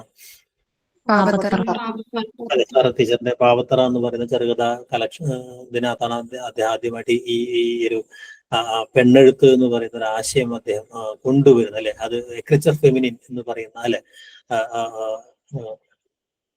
ആ ഒരു വാക്കിനെ അദ്ദേഹം പെണ്ണെഴുത്ത് എന്നുള്ള രീതിയിൽ അദ്ദേഹം ഉപയോഗിക്കുന്നില്ല. അപ്പൊ അത് അങ്ങനെയൊക്കെയുള്ള ചില കാര്യങ്ങളുമായി ബന്ധപ്പെടുത്തി ഓർമ്മയുണ്ടാവണം. നാം അനുഭവിക്കാത്ത ജീവിതങ്ങളെല്ലാം നമുക്ക് വെറും കെട്ടുകഥകൾ മാത്രമാണെന്ന് പറഞ്ഞ് വളരെ എന്താ പറയാ കണ്ണടച്ചെഴുതാവുന്ന ഒരു സംഗതിയാണ് അല്ലെ. നമുക്കറിയാവുന്ന പോലെ ആടുജീവിതമാണ് അല്ലെ. ആടുജീവിതവുമായി ബന്ധപ്പെടുത്തി അദ്ദേഹത്തിന് കിട്ടിയ അവാർഡുകൾ, മറ്റു കാര്യങ്ങൾ, അല്ലെങ്കിൽ ജീവന്റെ ചില അനുഭവങ്ങൾ അല്ലെ, അങ്ങനെയുള്ള കുറെ കാര്യങ്ങളൊക്കെ അവിടെ ചോദിക്കാം അല്ലെ. ആടുജീവിതം ഒരു ജനപ്രിയ നോവൽ എന്ന രീതിയിൽ അതുമായി ബന്ധപ്പെട്ട ചോദ്യങ്ങളാവും. ആധുനിക മലയാള നാടകത്തിന്റെ പ്രതിനിധിയായ ചന്ദ്രദാസന്റെ നാടക സംഘത്തിന്റെ പേര്. ഇങ്ങനെയൊക്കെയുള്ള നമ്മൾ അത്ര ശ്രദ്ധിക്കപ്പെടാത്ത ചില ചോദ്യങ്ങളും അവിടെ വരാം. നമ്മൾ ശ്രദ്ധിച്ചിട്ടില്ലാത്ത വളരെ കണ്ടംപററി ആയിട്ട് ചില സംഗതികൾ. ഇപ്പൊ നാടക സംഘത്തിന്റെ പേരാണ് ചോദിച്ചിരിക്കുന്നത് അല്ലെ. അദ്ദേഹത്തിന്റെ കൊച്ചിയിലാണ് വളരെ പ്രസിദ്ധനാണ് ചന്ദ്രദാസൻ അല്ലെ. അദ്ദേഹത്തിന്റെ ലോകധർമ്മി എന്ന് പറയുന്ന അദ്ദേഹത്തിന്റെ നാടക അല്ലെ? ലോകധർമ്മി എന്നുള്ള സംസ്കൃതത്തിന്റെ ആ ഒരു സാധനം അല്ലെ, നാട്യം എന്ന് പറഞ്ഞാൽ ലോകധർമ്മിയും നാട്യധർമ്മിയും ഉണ്ട് എന്നൊക്കെ പറയുന്ന ജീവിതത്തിന്റെ എന്താ പറയാ ലോകവാർത്തകളിൽ നിന്ന് ഉണ്ടാക്കിയെടുക്കുന്ന നാടകം എന്നുള്ളത് ലോകധർമ്മി എന്നാണ് അദ്ദേഹത്തിന്റെ നാടക സംഘത്തിന്റെ പേര്. ഓക്കെ. സച്ചിദാനന്ദന്റെ പരിസ്ഥിതി കവിതയാണ് ആത്മഹത്യ ചെയ്ത കർഷകൻ. എല്ലാവർക്കും അറിയാവും. വെള്ളത്തെ കുറിച്ച് സംസാരിക്കും അല്ലെ? അത് ആ കവിത വളരെ പോപ്പുലർ ആയൊരു കവിതയാണ് അല്ലെ? ഓക്കെ. അപ്പൊ അത് അങ്ങനെയുള്ള വളരെ ലൈറ്റായ ചോദ്യങ്ങളും ഉണ്ടാവും. ഓൺലൈനിലെ മലയാളം ഡിക്ഷണറി സൈറ്റ് ആണ് ഇന്ദുലേഖ.com, അക്ഷരജാലകം.com, വഷിത്തണ്ട്.com, പുഴ.com അല്ലെ? അറിയാവർക്കെല്ലാം. അതും ഈ പറഞ്ഞതുപോലെ ഡിലീറ്റ് ചെയ്യപ്പെട്ട ഒരു ചോദ്യമാണ്. കാരണം ചോദ്യം തെറ്റായിരുന്നു. അദ്ദേഹം വഷിത്തണ്ട്.com എന്നുള്ള ധാരണയാണ്. വഷിത്തണ്ട്.com ഒരുപാട് ഓപ്ഷൻസ് ഉണ്ട് അതിനകത്ത് ഇംഗ്ലീഷ് മലയാളം ഡിക്ഷണറി കൂടി ഉണ്ട്. അദ്ദേഹം തുറന്നു നോക്കാതെ അത് ഡിക്ഷണറി ആണെന്നുള്ള ധാരണയിലായിരിക്കാം അല്ലെ? ഓളം ആയിരുന്നെങ്കിൽ അത് മലയാളം ഡിക്ഷണറി എന്നൊക്കെ നമുക്ക് പറയാമായിരുന്നു അല്ലെ? ഓളമാണ് ആ രീതിയിൽ വരുന്ന ഒരു ഡിക്ഷണറി ആയിട്ട് വരുന്നത്. അപ്പൊ ആ ചോദ്യം തെറ്റായതുകൊണ്ട് അത് ഡിലീറ്റ് ചെയ്യപ്പെട്ട ഒരു ചോദ്യമാണ്. വഷിത്തണ്ട്.com എന്ന് പറയുന്ന ഒരു ഓപ്ഷനാണ് ആദ്യം വന്നിരുന്നത്. ഓക്കെ. പരിണാമം അഥവാ ജെനറ്റിക്സ് വിഭാഗത്തിൽപ്പെടുന്ന ദ സെൽഫിഷ് ജീൻ എന്ന കൃതിയുടെ രചയിതാവ് ആര് എന്ന് പറയുന്ന സാധനം അല്ലെ? അതും എനിക്ക് തോന്നുന്നു ഡിലീറ്റ് ചെയ്യപ്പെട്ടതാണോ എന്ന് എനിക്ക് സംശയമുണ്ട് അല്ലെ? പക്ഷെ നോവൽ ആ ഒരു കൃതി വളരെ പ്രസിദ്ധമായ ഒരു കൃതിയാണ് നമുക്കറിയാം അല്ലെ? റിച്ചാർഡ് ഡോക്കിൻസ് ആണ്. അതെ, ഡോക്കിൻസിന്റെ വളരെ പ്രസിദ്ധമായ 1976 വന്നൊരു പ്രധാനപ്പെട്ട ഒരു കൃതിയാണ് ഈ പറയുന്ന ഈ നാച്ചുറൽ സെലക്ഷൻ എന്നൊക്കെ പറയുന്ന. നമ്മൾ ഇപ്പൊ അടുത്ത കാലത്ത് നമ്മുടെ ഇയാളുണ്ടല്ലോ രവിശങ്കർ, മറ്റേ യുക്തിവാദിയായ ഒരു കക്ഷിയുണ്ടല്ലോ, ആ കക്ഷി കൊണ്ട് നടക്കുന്ന ഈ നാച്ചുറൽ സെലക്ഷൻ എന്നൊക്കെ പറയുന്ന ഒരു ആശയത്തൊക്കെ പോപ്പുലറൈസ് ചെയ്ത് കൊണ്ടുവന്നിട്ടുള്ള ഒരു കൃതിയാണ്. ഓക്കെ. പ്രായേണ അസമവാദത്തിൽ വികല്പം അസുന്ദരം എന്നതിനെ കുറിച്ചാണ് പറയുന്നത് എന്നാണ് അല്ലെ? വൃത്ത വിചാരവുമായി ബന്ധപ്പെട്ട സംഗതിയാണ് അല്ലെ? വൃത്തമഞ്ജരിയുമായി ബന്ധപ്പെട്ടൊരു കാര്യമാണ് എന്നറിയാം അല്ലെ? ഇതിനെ കുറിച്ചാണ് പറയുന്നത്. ഈ വികല്പം അസുന്ദരമാണ് എന്ന് പറയുന്നത് അല്ലെ? വികല്പേന അസുന്ദരം എന്നേ പറയുന്നുള്ളൂ അല്ലെ? സമവാദവും വിഷമവാദവും അറിയാലോ. 1, 3 അതുപോലെ തന്നെ ഈ പറയുന്ന 2, 4 എന്ന് പറയുന്ന ഒരു സാധനം അല്ലെ? 1, 3 നമ്മൾ ഈ പറയുന്ന വിഷമം എന്ന് പറയാം അല്ലെ? 2, 4 നമ്മൾ എന്ത് പറയും? യുഗ്മം എന്ന് പറയും അല്ലെ? സമം എന്ന് പറയും. ഇതേതാണ് അറിയാവോ ആർക്കെങ്കിലും അല്ലെ? അത് ചില്ലിനെ ലഘുവായും ഗുരുവായും പരിഗണിക്കാം എന്ന് പറയുന്ന ഒരു കാര്യമാണ് അല്ലെ? ആ ചില്ലിനെ ലഘുവായും ഗുരുവായും നമുക്ക് ഈ പറയുന്ന അതിനകത്ത് പരിഗണിക്കാം എന്ന് പറയുന്ന ഒരു കാര്യം. പക്ഷെ അത് നമുക്ക് ഈ പറയുന്ന ഒരു പദത്തിന്റെ ഈ പദാവസാനത്തിൽ വരുന്ന ഈ സാധനത്തിനകത്ത് നമുക്ക് ഗുരു ലഘുക്കൾ നിർണ്ണയിക്കുന്ന സമയത്ത് 2 തരത്തിലും മറ്റേ പരിഗണിക്കാം എന്ന് പറയാം. പക്ഷെ നമുക്ക് എപ്പോഴും അങ്ങനെ അതെന്താ പറയാ ഈ പറയുന്ന എല്ലായിടത്തും അത് പറ്റില്ല എന്ന് പറയുന്ന ഒരു കാര്യം കൂടെ അദ്ദേഹം പറയുന്നുണ്ട്. എല്ലായിടത്തും അത് ഉപയോഗിക്കുന്നത് താളപൂർത്തിക്ക് വേണ്ടി മാത്രം ചെയ്യുന്നതാണ് എന്ന്, നമുക്ക് എല്ലായിടത്തും ഉപയോഗിക്കുന്നത് പറ്റില്ല എന്നും ഒക്കെ പറയുന്ന എന്നാൽ വസന്തരത്തിൽ അത് വരുന്നുണ്ടെന്നൊക്കെ അദ്ദേഹം അവിടെ സൂചിപ്പിക്കുകയും ചെയ്യുന്നുണ്ട് അല്ലെ? അപ്പൊ അതുകൊണ്ട് വിഷമവാദങ്ങളിൽ അങ്ങനെ ചെയ്യുന്നത് അല്ലെ അസമം അല്ലെ? വിഷമവാദങ്ങളിൽ അങ്ങനെ ചെയ്യുന്ന അഭംഗിയാവും എന്ന് പറയുന്ന ഒരു കാര്യം അല്ലെ? അപ്പൊ പ്രായണ എന്നുള്ളതുകൊണ്ട് അദ്ദേഹം ഉദ്ദേശിക്കുന്നത് ഇതാണ്. എല്ലായിടത്തും അത് അങ്ങനെ ബാധകമല്ല എന്ന് കൂടെ സൂചിപ്പിക്കുന്ന ഒരു കാര്യമാണ്. അത്ര നമ്മൾ വൃത്തമഞ്ജരി അത്ര ശ്രദ്ധിക്കാത്തൊരു കാര്യമാണത് അല്ലെ? പക്ഷെ അതാണ് പരീക്ഷയ്ക്ക് ചോദിച്ചു. രചയിതാവിന്റെ മരണം എന്ന പ്രബന്ധത്തിൽ റോളാങ് ബാർത്ത് ചർച്ച ചെയ്യുന്ന എഴുത്തുകാരൻ ആരാണ് എന്നുള്ളതാണ് ചോദ്യം അല്ലെ? ബൽസാക്ക്. അത് ബൽസാക്കാണ് അല്ലെ? അതും ഓപ്ഷൻ എന്തോ തെറ്റിയാണ് വന്നതെന്ന് തോന്നുന്നു, എനിക്ക് ഓർമ്മയില്ല. എന്തായാലും അത് ബൽസാക്കാണ് അതിന്റെ ഉത്തരം അല്ലെ? ബൽസാക്കിന്റെ സരസീൻ എന്ന് പറയുന്ന അല്ലെ അതിന്റെ ഒരു ഭാഗം എടുത്തുകൊണ്ടാണ് അദ്ദേഹം ഈ പറയുന്ന വിശദീകരിക്കുന്നത്. ഒരു പാരഗ്രാഫ് എടുത്തുകൊണ്ടാണ് വിശദീകരിക്കുന്നത് അല്ലെ? ചിന്തയുടെ കേട്ടെഴുത്ത് എന്ന് വിശേഷിപ്പിക്കുന്നത് ഏത് സാഹിത്യ പ്രസ്ഥാനത്തെയാണ് എന്നുള്ളതാണ്. സർറിയലിസം. അവിടെ ഈ പറഞ്ഞതുപോലെ സർറിയലിസമാണോ ദാദായിസമാണോ എന്ന് പറയുന്ന ഒരു സംഗതി പ്രധാനമാണ്. യുക്തിഹീനത എന്ന് പറയുന്നത് തുടങ്ങുന്നത് ദാദായിസമാണ് അതിന്റെ തുടക്കം എന്ന് പറഞ്ഞത്. അവരാണ് പ്രധാനമായിട്ടും ഈ വളരെ അസംബന്ധപൂർണമായത് അല്ലെങ്കിൽ എന്താ പറയുക എഴുതി ഉണ്ടാക്കിയെടുക്കേണ്ട ബോധപൂർവ്വം നടക്കുന്ന ഒരു സംഗതിയല്ല. മറിച്ച് ഈ പറയുന്ന എന്താ പറയാ പലതരം കൊളാഷുകൾ, ശബ്ദ ഘടകങ്ങളെല്ലാം ചേർത്തിട്ടുള്ള അതിന്റെ ശബ്ദ കവിതകളുടെയും കേട്ടെഴുത്തുകളുടെയും കവിത എന്നൊക്കെ പറയുന്ന ഒരു സംഗതി ഈ എന്താ പറയാ സൂറിച്ചിൽ നിന്ന് തുടങ്ങുന്ന ഈ ദാദായിസത്തിന്റെ ഒരു മൂവ്മെന്റിലാണ് ഉണ്ടാവുന്നത്. പിന്നെയാണ് അതിന്റെ തുടർച്ചയിലാണ് ഈ പറഞ്ഞ റിയലിസം എന്ന് പറഞ്ഞ സാധനം ഉണ്ടാവും അല്ലെ. അപ്പൊ അതുകൊണ്ട് തന്നെ നമുക്ക് ഈ രണ്ടുത്തരങ്ങളിലേക്കുള്ള സാധ്യത അവിടെയുണ്ട് എന്നുള്ളതാണ്. ലോകചരിത്രവും വ്യാഖ്യാനവും എന്ന് ഏത് കൃതിയെ സംബന്ധിച്ചാണ് എം എൻ വിജയൻ പറയുന്നത്? ഓണപ്പാട്ടുകാർ. അതെ, ഓണപ്പാട്ടുകാർ എന്ന് പറയുന്ന അല്ലെ, ഓണപ്പാട്ടുകാർ എന്ന് പറയുന്ന അല്ലെ, നമുക്കറിയാം എം എൻ വിജയൻ ആണ് ഒരു പക്ഷേ വൈലോപ്പിള്ളിയുടെ ഏറ്റവും വലിയ നിരൂപകനാണ്. വൈലോപ്പിള്ളിയെ കവിതകൾ ചേരുന്ന പഠനങ്ങൾ എഴുതിയ ആള് അദ്ദേഹമാണ് നമുക്കറിയാം അല്ലെ. വൈലോപ്പിള്ളി കവിതയെ കുറിച്ച് മാത്രമുള്ള അദ്ദേഹത്തിന്റെ പുസ്തകം ഏതാണ്? ശീർഷാസനം. അതെ, ശീർഷാസനം എന്ന് പറയുന്ന കൃതിയാണ്. മാമ്പഴത്തെ കുറിച്ച് അദ്ദേഹം നടത്തിയ അല്ലെ, അത് ആ പഠനം വളരെ പ്രധാനമാണ്. ഫ്രോയിഡിയൻ മനോവിശകലനം ആദ്യമായി മലയാളത്തിൽ ഉപയോഗിക്കപ്പെട്ടത് മാമ്പഴ പഠനത്തിലാണ് അല്ലെ. അപ്പൊ അങ്ങനെ കുറേ കാര്യങ്ങൾ നമുക്ക് വൈലോപ്പിള്ളിയായി ബന്ധപ്പെട്ടോ അല്ലെങ്കിൽ ഈ പറയുന്ന എം എൻ വിജയനുമായി ബന്ധപ്പെടുത്തി ഉണ്ടാവണം. അപ്പൊ അദ്ദേഹം ഈ പറയുന്ന അദ്ദേഹത്തിന്റെ അവതാരിക അല്ലെ, ഈ 10-22 വയസ്സ് അദ്ദേഹത്തിന് ഉണ്ടായിരുന്നുള്ളൂ. അപ്പൊ ആ സമയത്ത് അദ്ദേഹം എഴുതിച്ചൊരു അവതാരികയാണ്, ഓണപ്പാട്ടുകാരുടെ അവതാരിക ആണ് അല്ലെ. സഹ്യന്റെ മകനുമായി ബന്ധപ്പെടുത്തി ഉള്ള അദ്ദേഹത്തിന്റെ വളരെ പ്രസിദ്ധമായ നിരൂപണം അല്ലെ.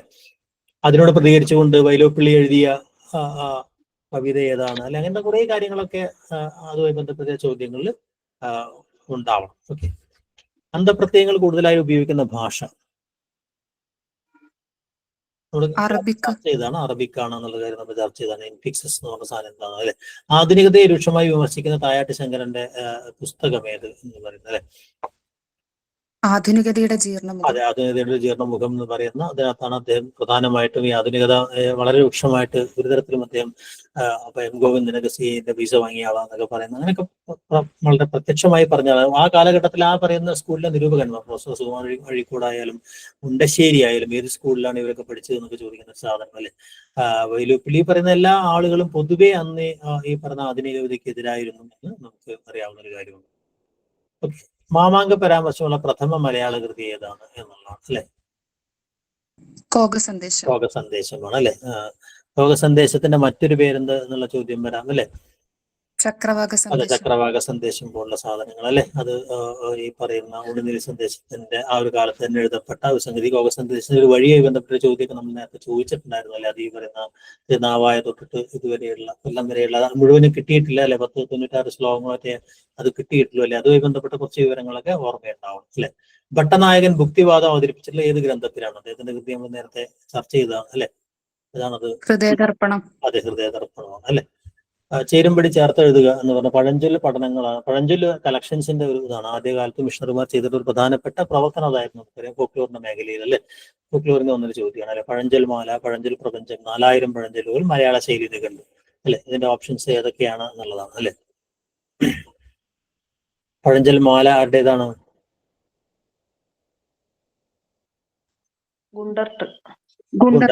ഗുണ്ടത്തിന്റെ അല്ലെ. പഴഞ്ചൊൽ പ്രപഞ്ചം എന്ന് പറയുന്നത് PC കർത്ത. അതെ അതെ. 4000 പഴഞ്ചൊല്ലുകൾ വേലായുധൻ പണിക്കശ്ശേരി. മറ്റത് രാമലിംഗം പിള്ളയോ അല്ലെ. അപ്പൊ അതിന്റെ ഓപ്ഷൻ എന്ന് പറയുന്നത് സി ആണ് അതിന്റെ ഓപ്ഷൻ. നാരായണഗുരു ജഗന്നാഥ പ്രതിഷ്ഠ എവിടെയാണ് ചെയ്തത് എന്നുള്ളതാണ് ചോദിച്ചത് അല്ലെ. തലശ്ശേരിയാണ് അല്ലെ. ഈ പറയുന്ന ജഗന്നാഥ പ്രതിഷ്ഠ 1908 അദ്ദേഹം നടത്തിയ ഒരു പ്രതിഷ്ഠയാണ് അല്ലെ. ആദ്യകാലത്ത് അവിടെ ഈ പറയുന്ന പട്ടികജാതി വിഭാഗത്തിന് പ്രവേശനം ഉണ്ടായിരുന്നില്ല. പിന്നീടാണ് അത് ഉണ്ടാവുന്നത് അല്ലെ. പൊതുവായി ബന്ധപ്പെട്ട കാര്യങ്ങളൊക്കെ ഓർമ്മയുണ്ടാവും.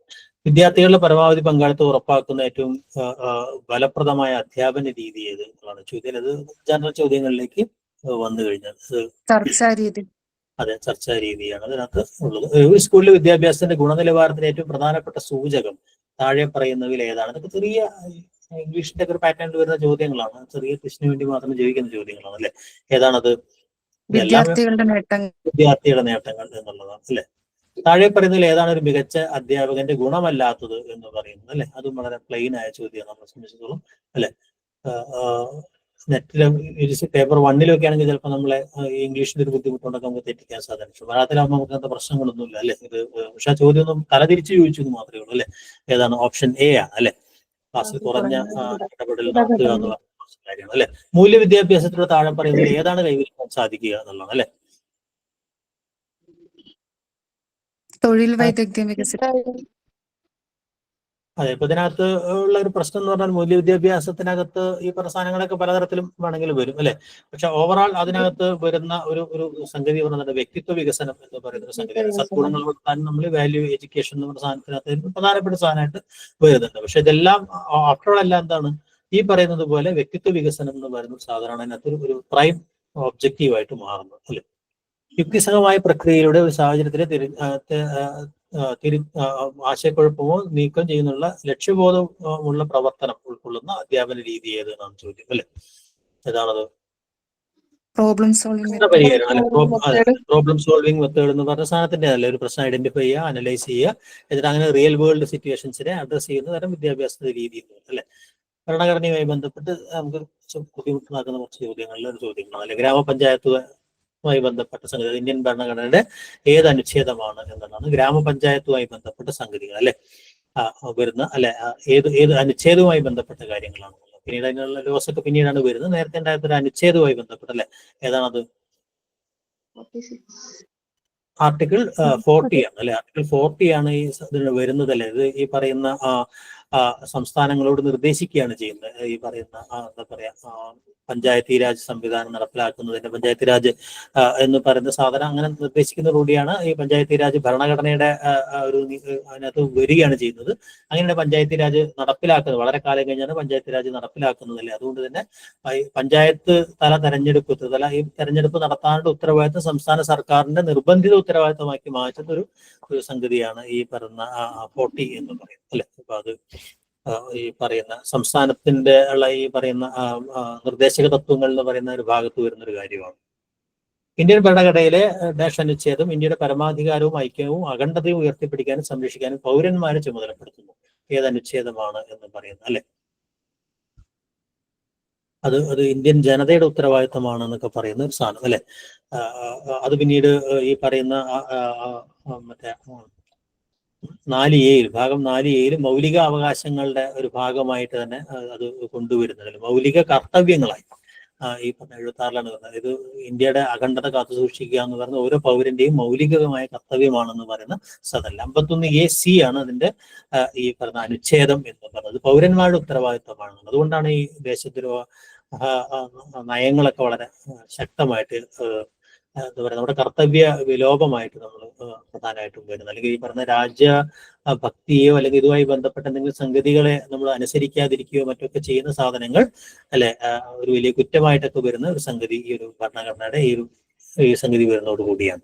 ഇന്ത്യൻ ഭരണഘടനയുടെ ഡാഷ് അനുച്ഛേദ പ്രകാരം പാർലമെന്റിന് അഖിലേന്ത്യാ സർവീസുകൾ രൂപീകരിക്കാൻ അധികാരമുണ്ട് എന്നുള്ളതാണ്.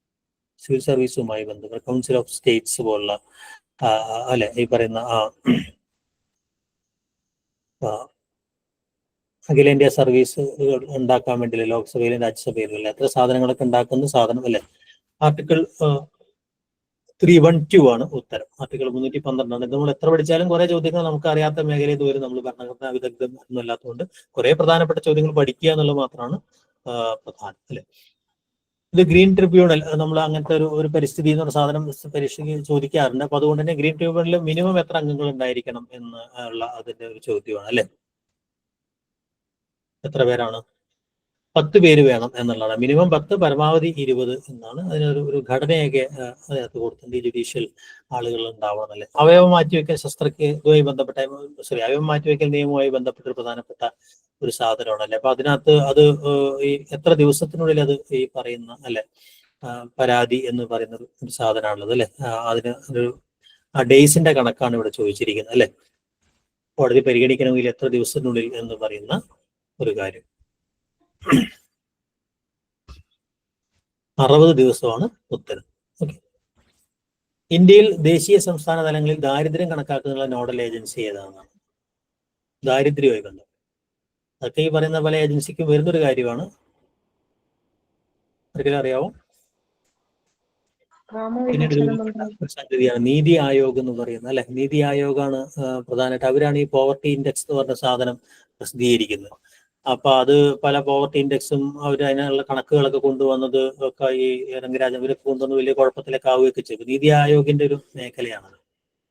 സാധുജന പരിപാലന സംഘത്തിന്റെ നമ്മൾ റിനൈസൻസുമായി ബന്ധപ്പെട്ട കുറച്ച് ചോദ്യങ്ങൾ ഉണ്ടാവാറുണ്ടല്ലോ. അതിനകത്ത് വന്ന ചോദ്യമാണ്, വളരെ പ്ലെയിൻ ആയ ചോദ്യങ്ങളായിരിക്കും. നമുക്കറിയാം, നമുക്ക് വലിയൊരു ചലഞ്ചിങ് ആയ ക്വസ്റ്റ്യൻസ് ഒന്നും ആ മേഖലയിൽ നിന്ന് ഉണ്ടാവില്ല അല്ലെ. സംസ്കാരത്തിൽ അത് ചർച്ച ചെയ്യുന്നത് അല്ലെ. സാധുജന പരിപാലന സംഘത്തിന്റെ സ്ഥാപകൻ ആരാണ് എന്നുള്ളത് അല്ലെ. SJPS അല്ലെ, അയ്യങ്കാളിയാണ്. 1907 ഇത് രൂപീകരിച്ചത് അല്ലെ. അങ്ങനെയൊക്കെ ബന്ധപ്പെട്ടത് എന്തിനു വേണ്ടിയായിരുന്നു? വിദ്യാഭ്യാസ ഉന്നമനത്തിന് വേണ്ടിയായിരുന്നു. അങ്ങനെ അതുമായി ബന്ധപ്പെട്ട ചില ദളിത് വിഭാഗങ്ങൾ സാമൂഹികവും വിദ്യാഭ്യാസപരവുമായ ഉന്നമനത്തിന് വേണ്ടിയാണ് അത് രൂപം കൊണ്ടത്. അങ്ങനെയുള്ള കുറെ കാര്യങ്ങളൊക്കെ ഓർമ്മ ഉണ്ടാവണം. സമത്വ സമാജം ഏത് വർഷമാണ് എന്നുള്ളതാണ്? 1836. അതെ, അത് ആരാണ് സമത്വ സമാജം? അയ്യ വൈകുണ്ഠസ്വാമി. അതെ, വൈകുണ്ഠസ്വാമിയായി ബന്ധപ്പെട്ടുള്ള കുറേ സാധനങ്ങൾ, ഈ പന്തിഭോജനത്തിന്റെ ഒക്കെ ആദ്യ രൂപം അല്ലെ, സമപന്തി ഭോജനം പോലുള്ള സാധനങ്ങളൊക്കെ ആദ്യം വരുന്നത് അല്ലെ.